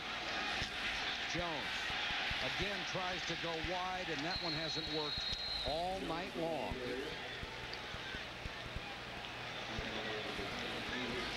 We asked Jake about improving his numbers last season, which were dreadful. Last year, you look at my games, I didn't throw a lot of picks early. They came later in the games, and that's just, you know, wanting to win the ball game too much, I guess. And if we can get some leads, play in a game where we were not constantly coming from behind, I think you'll see, you know, what I can do. Through his foundation, Jake Plummer is going to donate $1,000 for every touchdown pass, $2,000 for every Cardinals win to the families of the survivors of the attack. You got to take your hat off to Jake Plummer for that. Pumping here, under pressure, got rid of it, it's incomplete.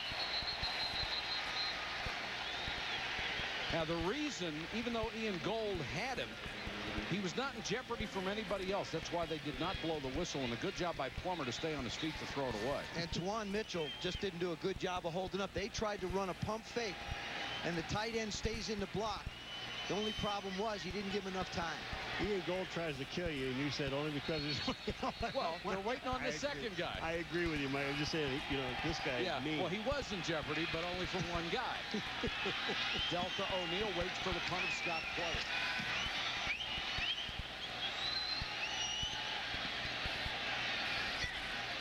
And the Cardinals will down it inside the 15-yard line. A kick of 37 yards.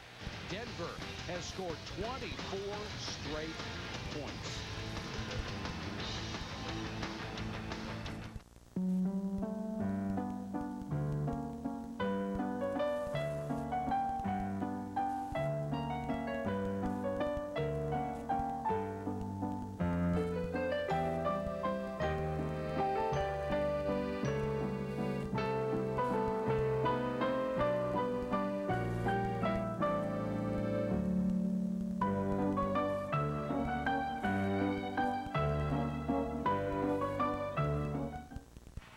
You ready for a cold one? Yeah. It's cold, but it ain't Coors Light. Coors Light, tasty. Funny. There's a place where I get my favorite Italian sauces with all kinds of pastas, plus all the salad and breadsticks I want. Sounds like Mom's house, but it's Olive Garden and their never-ending pasta bowl for $7.95. Olive Garden, when you're here, you're family. Pep Boys salutes the spirit of America. For over 80 years, we've been proud to be a part of that spirit. Proud to have helped keep America moving. Now more than ever, you can count on us to keep you moving and help keep America's spirit strong. You ready for a cold one? Yeah. It's cold, but it ain't Coors Light. Coors Light, tasty. Who ate all the cheese curls? For more than 10 years, we've sought to bring you the sports world in perspective with issues faced by the rest of society. Never more so than now. Outside the Lines, Lives Remembered, hosted by Bob Lee, 7 p.m. Tuesday on ESPN. ESPN will continue its reporting on the September 11th tragedies from a sports viewpoint while keeping sports in its proper perspective by presenting a 1 hour Outside the Lines Tuesday at 7 Eastern. Bob Lee, who anchored much of the ESPN Sports Center coverage last week, will be on site from Lower Manhattan. For more, log on to ESPN.com.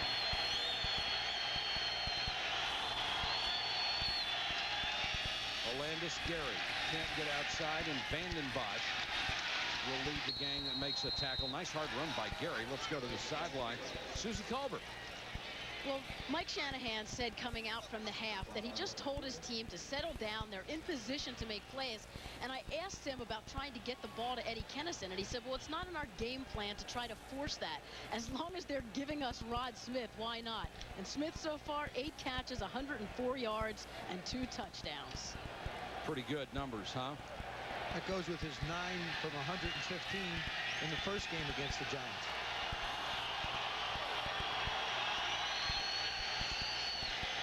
Gary on the toss. Beautifully designed play with a lot of room. And Olandis Gary up to the 26. Matt Lepsis, the right tackle, got out through him. A big block. Gain of 11.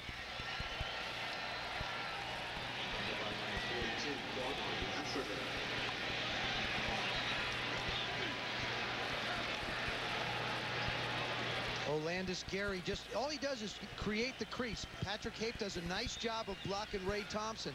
They seal the corner. We talk about this offensive line zone blocking, but because they're not so large, they run very well.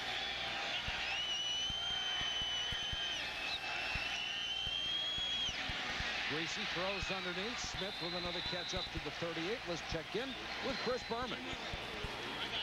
Michael, I think the Indianapolis Colts this year are going to be the Rams. Not that they couldn't put up points and numbers before, but Peyton Manning threw for 4 touchdowns, ran for 1 against Buffalo, throwing for 421 yards. This one, a 60-yarder to Jerome Pathon. 2 games, Colts 2 division wins, 87 points. Well, Peyton Manning is something else. I think Chris, 14 out of 22 for Greasy. He's hit his last 9 throws. Gary this time can't get away from Jabari Issa, number 72. You know, one thing that impresses you about Greasy, and there are a lot of things that impress you about that young man, is that football is not the only thing in his life. There's so many other things he likes to do. He wants to work with people eventually when his football career is over.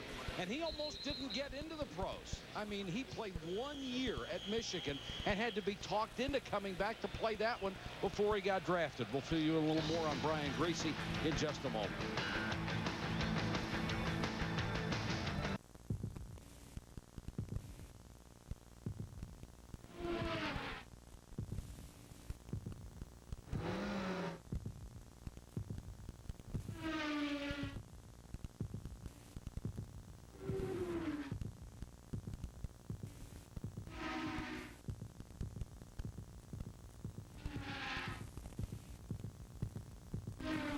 On the road of life, there are passengers and there are drivers.